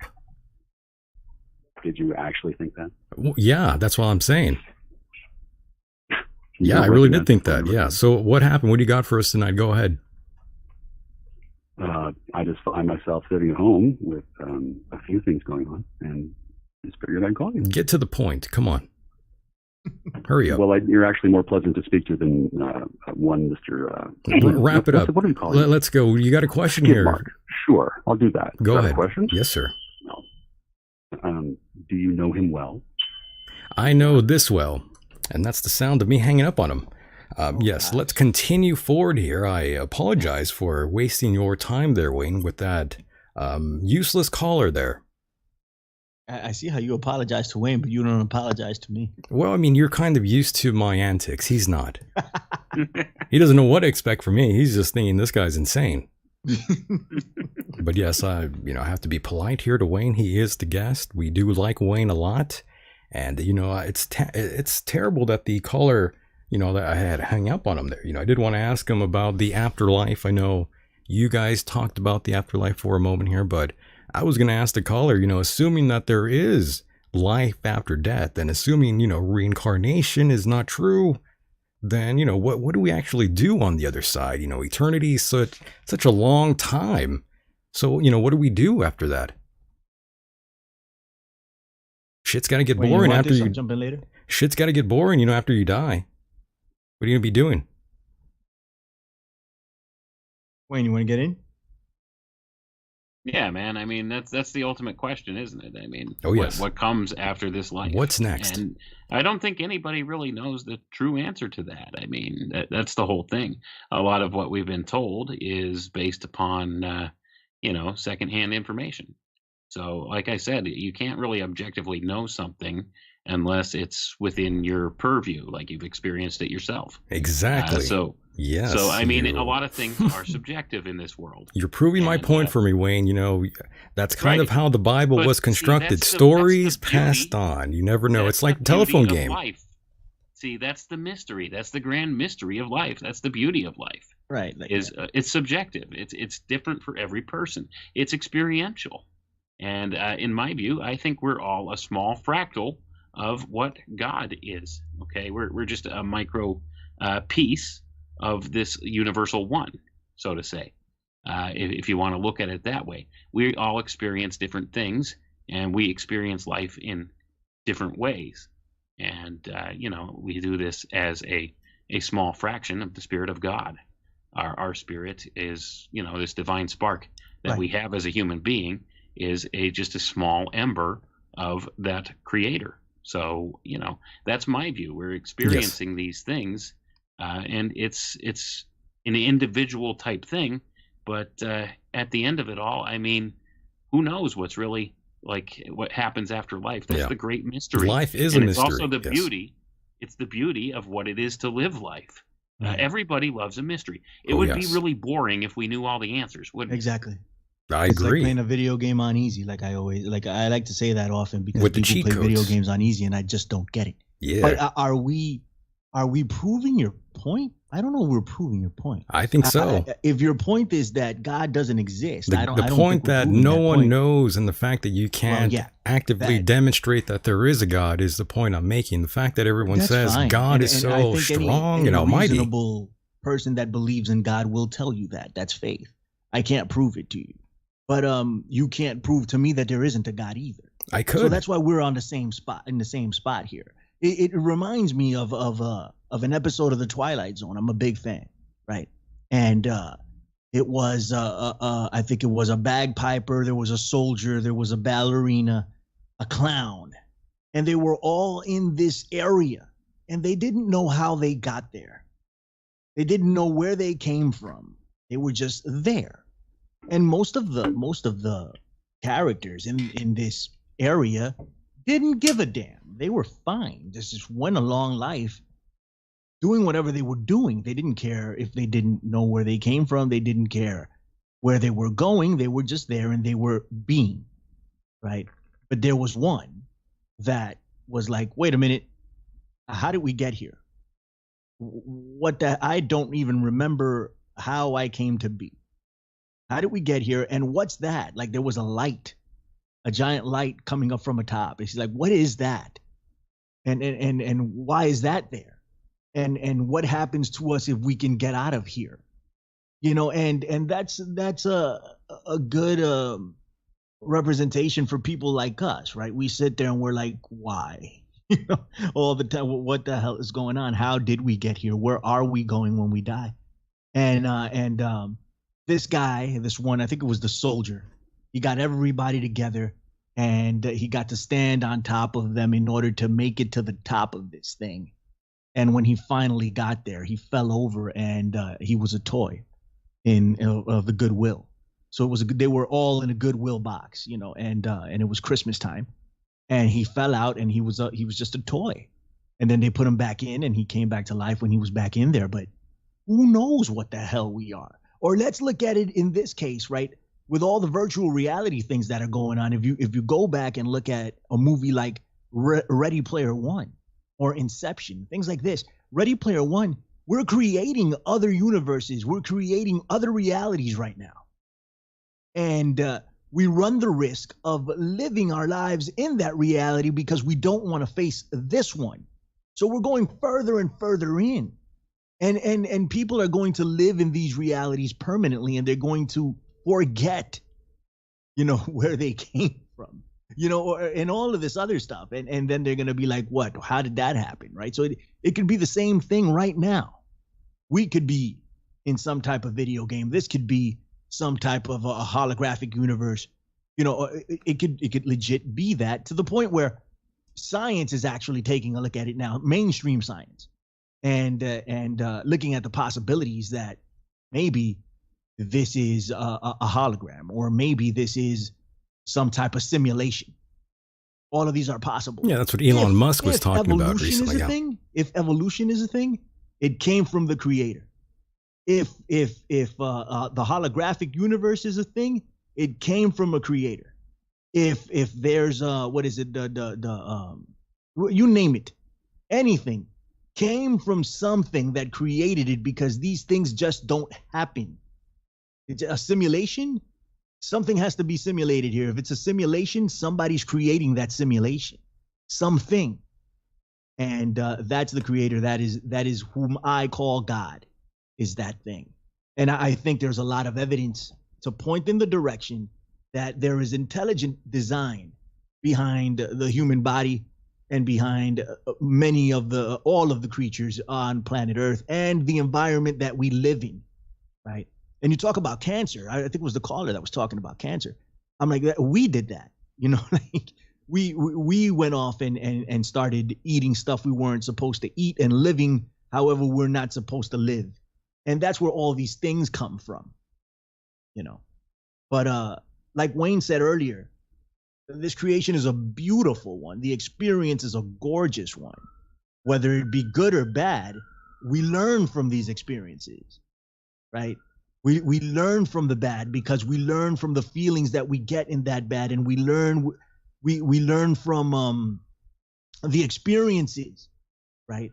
And we take that with us, and we learn from the good also. And this is why we need to give thanks for every circumstance, because everything is a learning experience, whether it be good or bad. That's the way I look at it, Wayne. Oh yeah, I'm with you. I mean, definitely,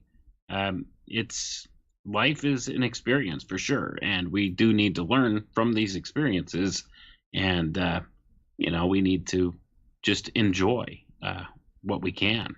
I mean, that's our lot in life ultimately. When it comes down to it, is just enjoy the fruits of your labor, that kind of a thing. It's live your best life you can, and enjoy your time while you're here. Learn from your mistakes, and be decent to each other. There's no reason for us to be not good to one another. So like that's the ultimate lesson, I think, here.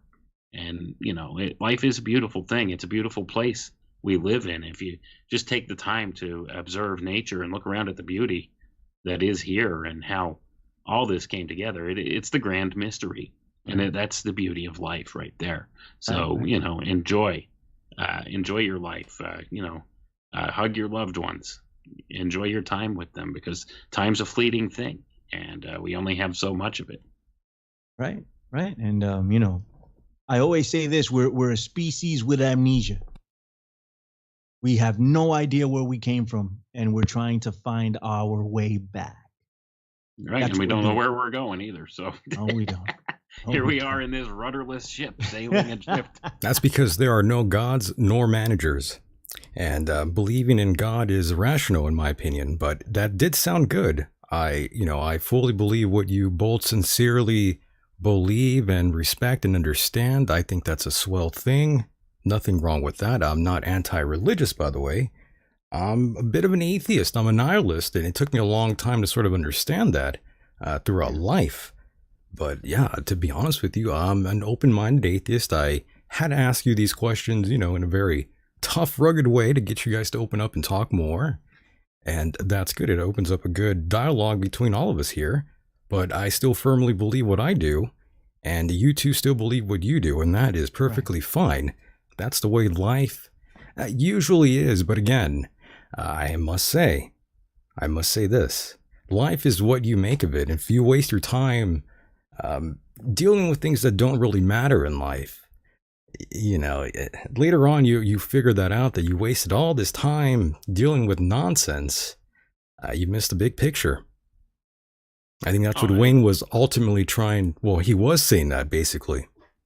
Yeah, I agree with you 100%, man. I mean, that's the thing. Having discussions like this, I'm not going to change your mind. You're not going to change my mind. And we know that going in. Okay. And that's not the point of the discussion, but we need to understand each other's points of view. Right. And in so doing, we could come to a mutual compromise here. Hey, I understand what you're saying. I agree upon this point with you. And we may not always agree on all the same points, and that's fine. But that's the, whole aspect of having a rational conversation with people. And this is an art that's lost in society these days. People just pick one side of an argument, and that's it. My team. It's this whole, kind of tribalism thing going on. This is why we have like the left-right paradigm with the political system and all that. It's a control structure. See, that's all it is. If you can't sit and have an intelligent, rational conversation with somebody and disagree and still be good with that, and we could still be friendly, it's not like, we're going to be hating on each other because we don't see eye to eye on certain things. It's fine. Just build from the stuff that you agree upon and respect the other person's point of view. And understand it. It doesn't hurt to try to understand somebody else's point of view. Absolutely. And that's the whole thing. If you understand their point of view, okay, then you show them, okay, I understand your point of view. I respect that. I don't agree, though, and that's fine. And we're not supposed to always agree on everything, because that would make life very boring, wouldn't it? Too boring. It would make this show incredibly boring if we all agreed. I think this is what we talked about before we went on here. And of course, Michael Decon exploited that. Now, of course, I told you I would. Yes. But yeah, no, and I would expect nothing less, right? And but the thing is, right, like Wayne said, this conversation is not going to change many minds, right? People are going to, 9 times out of 10, people are going to believe what they're going to believe. It is the personal journey that you take and the experience that happened during that journey that change a person, you know? So 5 years from now, Michael Decon may be a completely different guy. No, I don't know about that. No. I'm sorry. This mindset I've had it going on since I would say 7th grade, and I tried everything I can do. No matter how many psychedelics I take, no matter how much pot I smoke, I'm still going to think this way. Go ahead, caller. You're live on the air. What's up, caller? Hello. Whoa, you're loud. Very loud. Sorry. Go ahead, brother. Down? You're good. Go ahead. All right, good to go. Yeah, from about the 7th grade. Yes, caller, did you have a question? Oh, no, I was just listening to your conversation. What a great conversation. What a great show, Michael. Thank you, sir. Absolutely great. Thank you. Absolutely perfect. Oh, no, I started doubting religion when I finally read the entire corpus of what was normally considered Mormon, and then started reading Catholic, and then read most of the Protestant stuff. Yeah, see, that's the issue there, caller, and I'm glad you called in, Wayne and Mr. Billy Ray Valentine. This is another issue, like what if you were born like Muslim, or what if you were born a Jew? I mean, no one ever thinks they're doing the wrong thing. Everyone thinks they're doing the right thing. Right. That's the conundrum. When 9/11 happened, some people say it was done by Saudi Arabians, it was done by Muslims, they say all these things, but do we really? It's actually just moral. What was that, caller? Oh, I'm sorry. It's just moral. It's how you are as a moral person. I understand. It has yes. nothing to do with anything else. Right. But you know where I'm going with this, though, right, caller? It's just that everyone. I know exactly where you're going. Yeah, no one thinks they're wrong. Everyone thinks they're doing the right thing. That's the problem. Mm-hmm. I know it's a huge problem. Yeah. Would you agree with me, Wayne and Mr. Billy Ray Valentine? I don't know why I keep saying Mr. Billy Ray Valentine. It just sounds good when I say that. Oh, you have respect. You know your role. That's good. Continue to call me Mr. Billy Ray Valentine. I like that. I'm gonna call Wayne that now, so he doesn't feel left out. Mr. Wayne McRoy, go ahead. Both of you, go ahead. I thought you were gonna call me Mr. Billy Ray Valentine. That would have got a little confusing, though. Yeah. What do you guys think of that, though? The fact that no one ever thinks they're doing the wrong thing. Everyone thinks they're doing the right thing. You want me to go, Wayne, or you got this? No, I think it's basically, it all falls down to, the same basic things again. It's all the golden rule when it comes down to it. Treat others how you want to be treated. Right. That's it. Everything else is commentary for the most part. Agreed. And if you're doing that, then, I find no fault in somebody like that. It's I'm not the one to judge. And I mean, even the religious texts and stuff tell you, judge not lest you be judged by the same measure. So beautiful. If I'm going to say you're going to be damned to hell because you don't believe such and such. Yes. Well, then, I'm in danger of that same kind of judgment myself. And it's not my place to do that. And I won't do that. So, I will respect the other person's viewpoints and understand. I mean, everybody does. Intrinsically, every day, people wake up and they just want to inherently do good. We all basically want the same things in life. Yeah. We want, just to live and let live. We want to, have our family and, maybe a comfortable place to live and enough food to eat and not be hassled by other people about things that are of no real value. Right. So when it comes down to it, we all want the same basic things. And if you understand that, if you look at your fellow human being who, say, maybe from another country or another culture, you don't speak the same language, they basically want the same things that you do. They want their family, their home, love, fellowship with other human beings, and just the basic necessities of life. We all want these same things. So if we stop looking at these people as being the enemy per se, or something like that, or we need to convert this person and save them, if you stop looking at people that way and look at them as, hey man, they're having the same type of human experience that I'm having. Yeah. We're all in this together in a way. You can empathize with them and understand a little better where they're coming from. We all want the same stuff. Yes. So let's just respect each other, and don't try to like push your beliefs and values on other people. When it comes down to it, many of the same core values and the archetypal things underneath are all the same anyway. It's just expressed differently. And that's right. That's the bottom line. And one of those archetypes that surround my life is Judas. Judas. Oh, yes. Lots of betrayal from lots of people. That archetype surrounds my life indeed, yes. Oh, I'm glad you brought that up, yeah. I have studied lots of religions myself. It's not like I'm just sitting here, shooting shit out of nowhere. I have studied plenty of different religions, Eastern religions, everything. But I always come down to the same thing. It always goes back to the same thing. I'm not quite sure why. I don't know what it is. I can't get over it. I've been the same way since 7th grade. I don't know why. Maybe I'm on the level of autism somehow. I don't know. Maybe I have Asperger's. No, there's definitely something wrong with it. There's something wrong. Know what it is. I can't diagnose it. I have to ask, if we had a time machine, we could talk to Eugene Bleuler.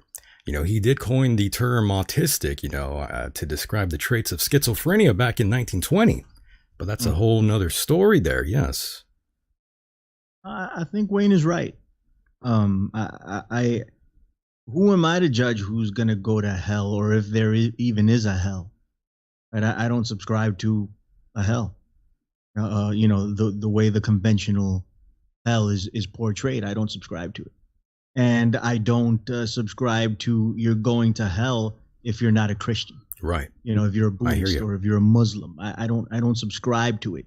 I want to learn from all of these religions, and most of these religions, most of these people are open to sharing, and wanting to learn from other people. There's a large sector of them that are shut off, right? Christians alike, completely shut off. You're going to hell. You're going to hell. They know for sure. Yes. Right? It's fun. And lo and behold, you were taken to heaven. And the only people that knew that happened were the people on that island. And then all of those people died, and you became a mythology. That would actually go out over time, and then never be known again. That's true. Because you don't need a priest, and you don't need a pastor, and you don't need a Bible thumper to tell you what to do to be moral. I agree with you. And that's it. I agree with you. I think it's a built-in mechanism. Yeah, this is a control mechanism. That speaks a lot to society too. How a lot of times people look to authority figures to tell them what to do. It's a psychological thing for a lot of people. They just want to be led and directed, but we don't really need that. We don't. That's the whole point. Well, we saw America bow down to that sort of archetype, the authority type figure, I can't even talk right now. Hold on, let me drink this beer. That's the problem. I have not drank anything. My mouth is getting really dry. Hold on, folks. Go ahead and take over for this, Mr. Wayne McRoy. Yeah, well, basically, yeah, if we're bowing down to authority figures and just doing what they say, well, they're flawed human beings just as much as we are. So when you have these people, you put them in positions of power like this, oftentimes it goes to their head and they start to abuse that. And sometimes they have their own agendas or wants or needs in mind. So that goes right along even with religions and, priestcraft and things of that nature. In fact, historically, most of the priestcraft have abused their power to some degree or another throughout all of the different historical writings going back, through the ages. There's been recorded all these different incidents of this where they've abused their place and their lot, and it's not necessarily for the good, right? But it's for their own benefit, right? And this happens across like everything. You're talking politics, religion, all these different things, even our oh so heralded science right now. And we saw that this past year going on. They push one different type of an agenda, and they've been gaslighting us all year with all these different things. They'll come out, they'll tell you one thing one day, then the next day that changes. And this gets people to shut down mentally and just follow orders because they don't know what to think anymore. And that's an abuse that happens sometimes too. But we need to just be, mindful ourselves and depend upon our own intelligence and our own reasoning skills to be able to sort things out. Because if you're just listening to what the authority figure tells you all the time, well, you're missing the mark on a lot of things, because they're just going to tell you what it is that they've been trained to tell you or indoctrinated to tell you, or the thing that benefits them the most to tell you, not necessarily the actual good facts or information that go along with it. You need to look at all these different issues and stuff from all different angles before you make a decision on things. It's called informed consent, and that goes out the window when you put a authoritarian figure in place that tells you do this for the good of the herd. Think about that herd mentality once again. Individualism. America was really caving in. Don't merge really well. America was really caving into the authoritarian archetype. It was kind of scary. It was really frightening to watch, wasn't it? Yeah, and it's still frightening to watch because by and large, a lot of them still are caving into this, authority type of archetype, even though it flies in the face of common sense. Oh, yes. It's been a wild ride. What was that? Sorry, Mr. Billy Ray. Oh, sorry. Oh, that was the caller. It's never worked. I forgot. The caller. Holy shit, I forgot you were here. Oh, no, I've been here the whole time. This is Dave up in Idaho. My goodness. I'm so glad you called in, by the way. I knew that was you. I had a feeling. Well, yeah. I'm so glad you called in. Yeah, absolutely. I love your show. I'm so glad you do. I love having you as a listener. Well, you've been here a long time. Yeah, I actually went over and had excellent Italian food and then watched King Kong versus Godzilla as a movie. Ah, nice. At the theater. Very good, very good. Okay. I made sure I came back in time to pick up your show. God bless. I love that. I know. It's okay. King know. Kong was okay. King Kong got his ass whooped. Ooh, spoiler alert. As he should have. Godzilla got in that ass 10 times to Sunday. I mean, he's a fire-breathing... Actually, they changed the show. They changed the show from the original Toho ones, and they had the Mecha Godzilla in there, which was kind of like how to create a situation that you completely destroy all of, like, Hong Kong. Because I believe the Chinese want to destroy Hong Kong. And then from there, I think they must have paid something on this. Then from there,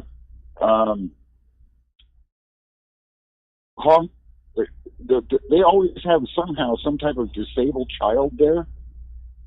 I don't know what the deal is with this whole like monster shows, where there's some type of like child thing going on. But anyway, it was actually kind of interesting. My friend wanted to go. I wanted to go get the Italian food. I'm really good at that Italian food, but he had to go over to see this movie. Very nice. I told him that if we had to do it, we had to do it like right then because I'd come over and like pick up your show. I know that's very important. You got to listen to the show. But by the way, Dave, thanks. Well, no, I missed your one last night. Oh my, yes. But Dave, I do want to thank you. We have to move along here. Yeah. Sorry. I'm doing movie review. That's okay. We appreciate that. We will call again. Call again next week, and we'll talk longer, my friend. Yeah, we're good. We're good to go. Anyway, you guys have a good night. Thank you, brother. Now, if you're thinking about actually gods and deities, think about type 0, 1, 2, 3, and 4 civilizations. Right. You got it, brother. Look it up. You'll see it. Have a good night, guys. Take care. Take it easy, buddy. Yeah. And there he goes. That's a long-time listener, by the way. Great guy. Very good guy. And we are coming very close to an end here, and it's been a great conversation so far, and we didn't really talk about China or any of the conflicts going around the world here. Lots of brewing conflicts. We might even see a world war coming up. Who knows? All kinds of things are in the air. We really don't know what's going to happen. Of course, I'm looking forward. Well, I shouldn't exactly say I'm looking forward, but I'm curious to see what the next pandemic is going to be. Some people are saying the Nipah virus is coming, which is a lot deadlier than COVID. It's the Prince Philip virus. Prince Philip. The Prince Philip virus. That's what we're getting. He's passed away, and he always wanted to come back. Just to add to the reincarnation conversation we were having earlier. Go ahead. He wants to come back and eliminate half the Earth's population as a virus. So he's dead now. So just give it about a year, and the Prince Philip virus will wreak havoc, and we will need a Prince Philip vaccine. That we will take in our buttocks, by the way. I sure hope not. And earlier we were talking about UFOs and all of that, and I'm curious to know what you think, Mr. Wayne McRoy, on all that new footage that the Pentagon, well, I shouldn't say it's new, but they've been releasing all that footage. Everyone's sort of up in arms, wanting to know what's going on. Are there really aliens, or is this just a drone? What's going on? Wayne, what are your thoughts and opinions on all the hoopla going on? Well, my view on that is obviously if it's being released into the mainstream, this is what you would call a controlled release of information. So there's an agenda being put forward along with it, because stuff like that, if it's something that's compartmentalized in a secret access program or something like that, they're not going to just put it out there in public view just all at once. They slowly start to leak some of this stuff out, usually to build some kind of an agenda behind it. So what they're doing with it at this point, who could say for sure? I mean, I think anybody that's been looking at these things for any length of time understands that, yes, there are unidentified flying objects out there that are not explainable by conventional means. And what they are, who knows for sure? And, I think a lot of people think that the governments of the world are keeping information secret about this stuff, about like the existence of, say, things like aliens or something like that. Right. But I think the more scary proposition is maybe they really don't know what they are, and they don't have any more They data. probably don't. Right. Who knows? So, I mean, like that's the thing. I mean, Occam's razor would dictate that, there's nothing really more to the story than they saw this thing and they have footage of this thing and may not know what it is. Now, in my view, logically, from my experience, what I could say about this is if it's demonstrably some kind of a technology, well, looking at it from the logical viewpoint, the only species that we know of that builds technology is man. So this is probably something created by man. And that would just be my, basic view of looking at these things. So, it doesn't rule out the possibility that maybe it's some kind of an alien spacecraft or some kind of,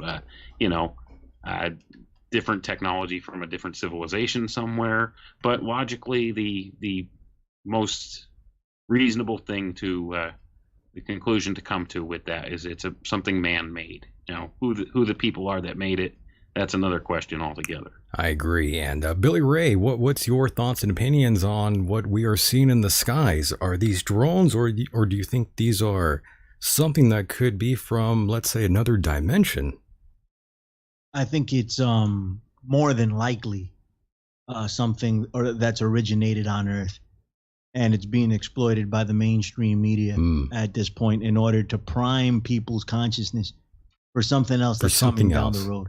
I really don't have a lot of faith. Not to say that aliens don't exist. I think they do. Right. And I think there's been a blackout on that type of information for a long time. And for them to right now, and by them I mean the government, to right now try to roll this out, and the mainstream media try to roll this out, I'm incredibly suspicious.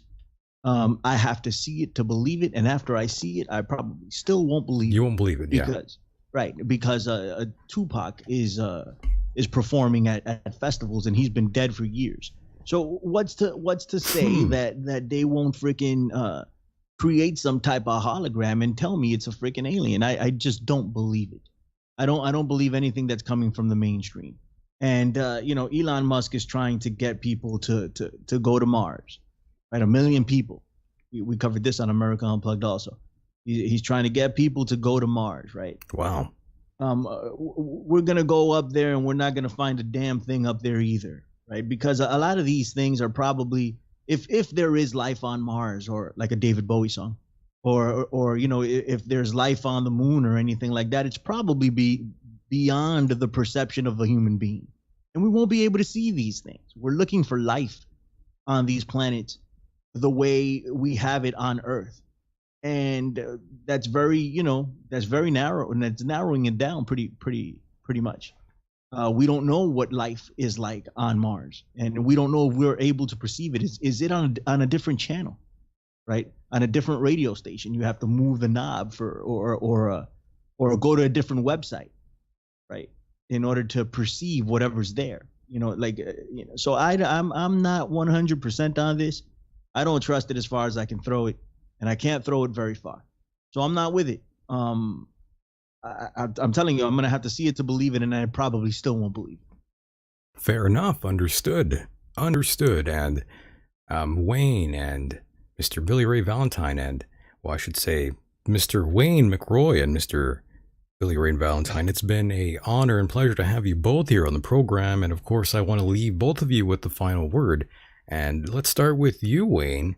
Any final thoughts here before we cut you loose here? Anything we might have missed?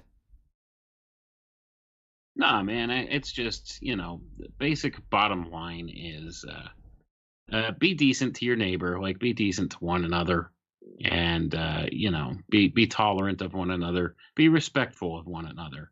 That's it. Treat other people how you want to be treated, and that's the bottom line, and that's the best we could do, in this place. Live and let live, and treat other people how you want to be treated, and I think everybody could get along just fine that way. So there's a lot of things going on in the world that are troubling to people, but we could stand back and take a look at it, take a deep breath, and realize there's a lot of beauty out there in the world as well. So instead of always dwelling on the negative, look at all the positives and the good things going on in life, and enjoy that beauty in life. Right. Thank you so much, Wayne, for that good choice of words. And one of the parting words I do want to tell you is, just because, I say all these things about religion, keep in mind, I do keep all the gods in my back pocket just in case. You never know. Yeah, man, that's the safest way to go, I guess. Oh, yeah. You never know. In case of a rainy day, I have studied up. So, I'm not completely ignorant on that front there. But yes, thank you so much, Wayne. I'll say goodbye to you again in a moment here. Billy Ray, what's going on with you, brother? Go ahead and take us home. Man, nothing much, man. It's an honor to be on the show along with Wayne McRoy. Oh, yes. Had a fantastic time. Thank you for having us. And pretty much a lot of what Wayne says resonates. Just oh, yes. Treat each other like you would want to be treated, right? And that's it. And not even like you would want to be treated. Do no harm, right? Right. Because some people want to be treated in a way that I don't want to be treated. Right. So, don't hurt anyone physically. Yes. Right. So just do your own, but just don't harm anybody while you're doing it. And that's it. Keep an open mind, and we'll all move forward together. That's it. Very nice. Check him out. That's Mr. Billy Ray Valentine on the Infinite Fringe. Check out his show, and of course Wayne McRoy. Great author, great books. Look him up. Always I should say both of you are always exciting to listen to. I've heard both of you for a long time now on separate shows. I've always enjoyed both of you very much. So it's been a tremendous time for me here personally. Oh, we enjoy you, sir. So thank you very much. Yes. Yeah, thanks for having us on. It's been a pleasure. So. You got it, brother. Thank you so much. And we will do it again on the other side, you guys. Take care and mahalo. Good night.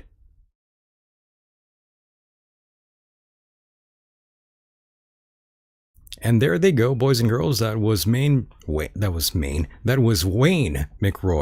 and Mr. Billy Ray Valentine Both gentlemen here performed well. I did enjoy that. I hope you did too. And of course, we do have Paula White here to take us home as well. Since we didn't get a chance to play any Paula White, it made me sad.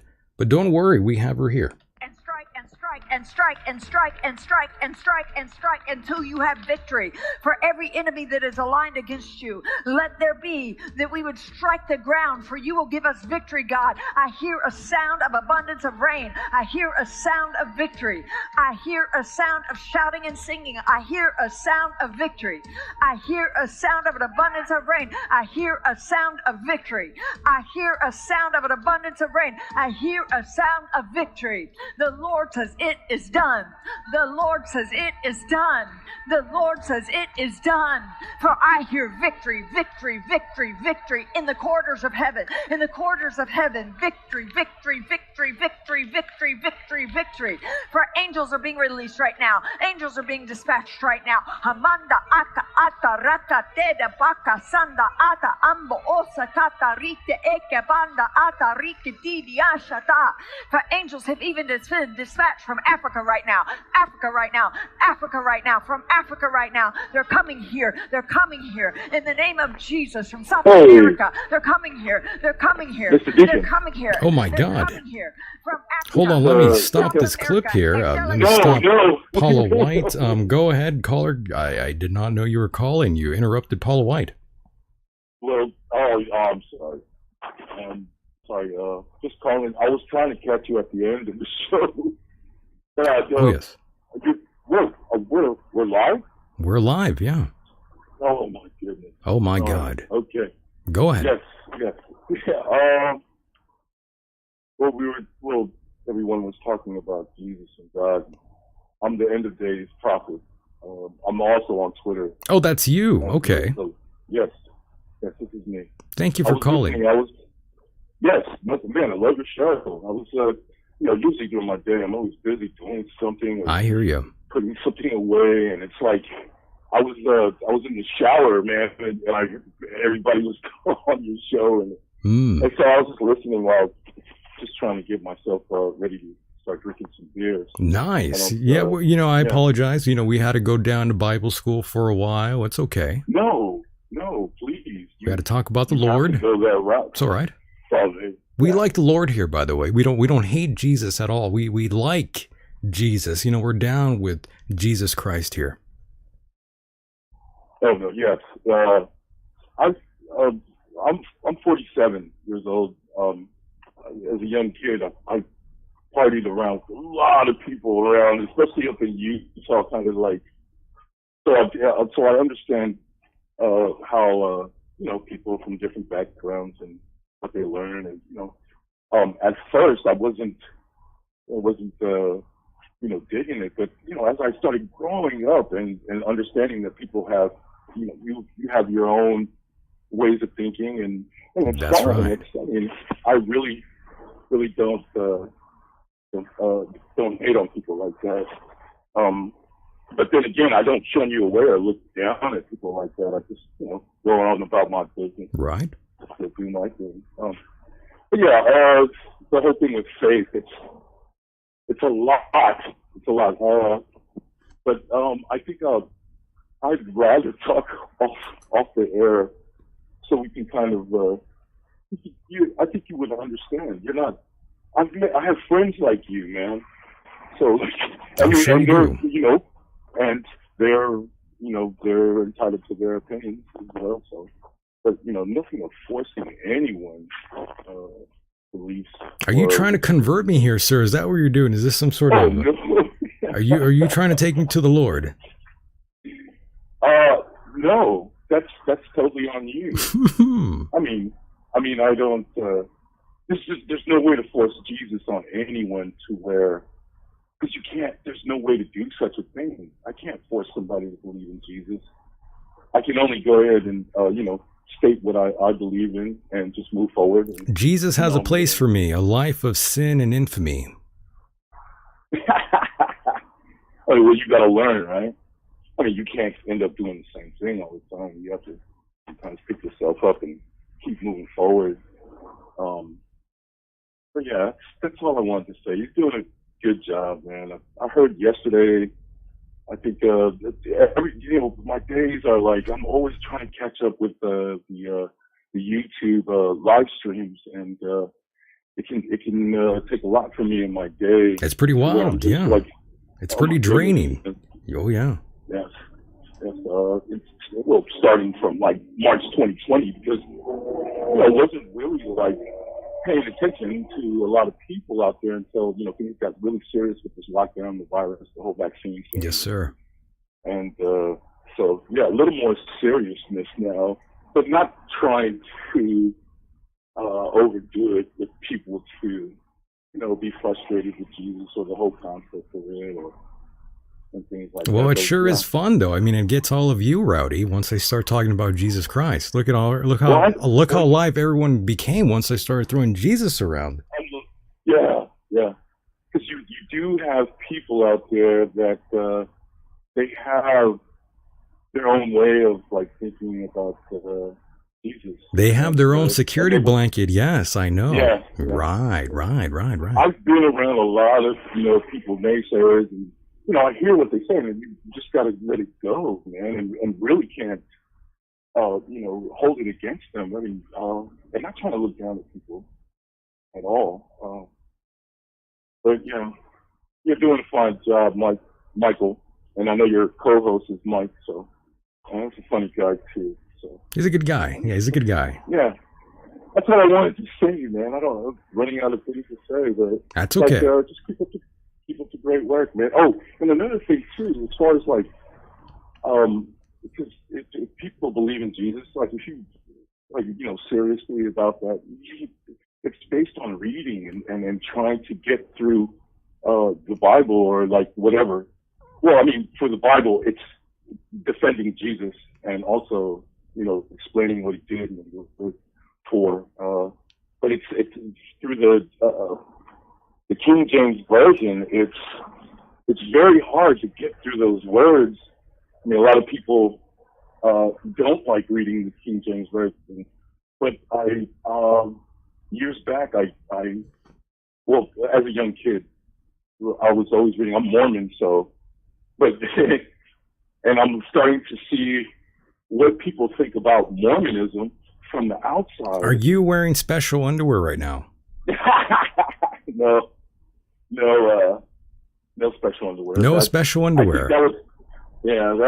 I think I went during my studies back in like 2002, 2003. I started realizing that stuff is psyop in our church. Our church was already psyop, and I keep telling everyone asks me about Mormonism and I tell them, I'm like, well, as soon as Joseph was murdered, that was the end of the church, and even with my cousins, I grew up with a lot of family members that were in the church, and after doing they're all pre-programmed, my friend, to believe exactly what you were raised to believe. I mean, I see these people all the time.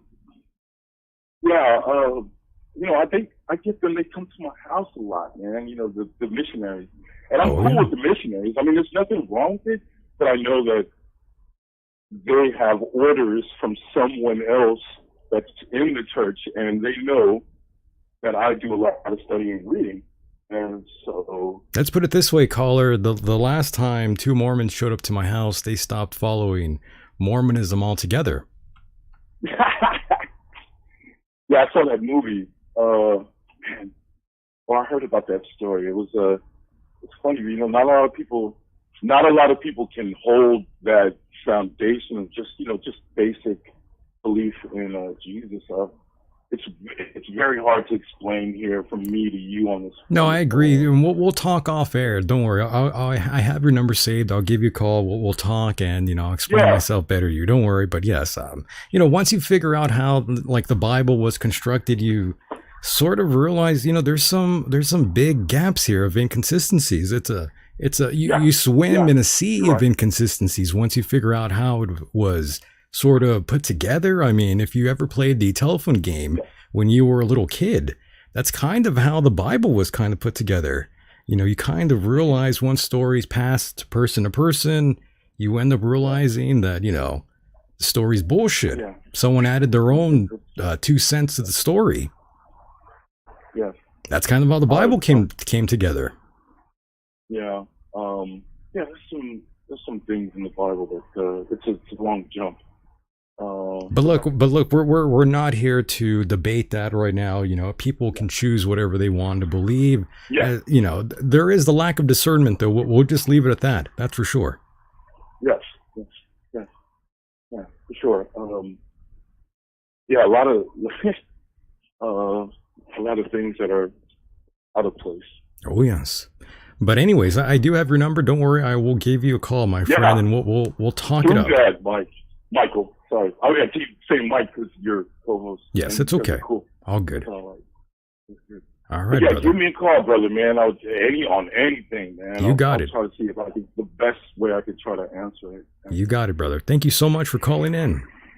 Thank you for taking my call. You got it. All right. Mahalo. Love y'all out there. Mahalo. There he goes, boys and girls. Give him a shout out there. He loves the show, loves all of you wild heathens out there, you degenerates, you mouth breathers, you all kinds of things. I could go on, but I don't want to describe all of you to a heartbeat here. But once again, I do want to thank all of you out there for being a part of the program. And oh my God, we did not complete the Paula White audio clip. My goodness, where are my manners? Let's play the rest of that clip. Angelic reinforcement, angelic reinforcement, angelic reinforcement.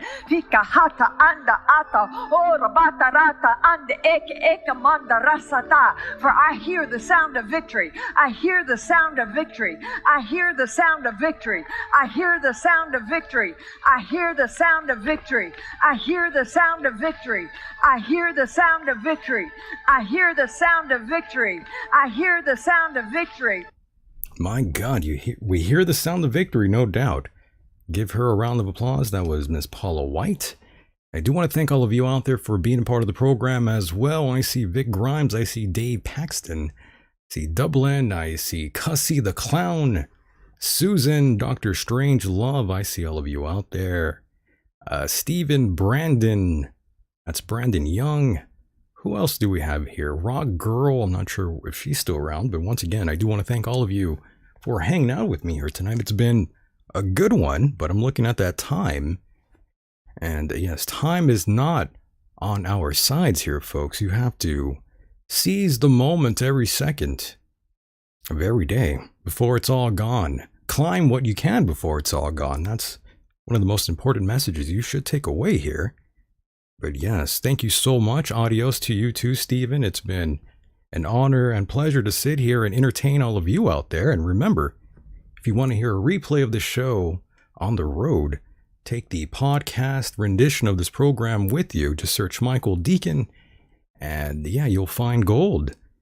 You certainly will. And tomorrow I will be on live. Well, not live, but I will be on with Mr. Marshall Masters over at, I believe that's patreon.com/Michael Decon. That is where you will find the show tomorrow. Yes, Patreon. Great material there. If you are not a subscriber, I recommend that you subscribe. It's only $1, $2, $3, maybe even $4. If you are feeling like a baller, maybe even $5. Who knows? But once again, that's your choice. Just like everything else in life, it's your choice. Just like life, just like religion, it's all up to you. It's always on you. The choice is yours. Once again, thank you so much for hanging out with me tonight. We will do this again on the other side. And with that said, the world is a mysterious place, and life itself is a mystery. Until next time, mahalo.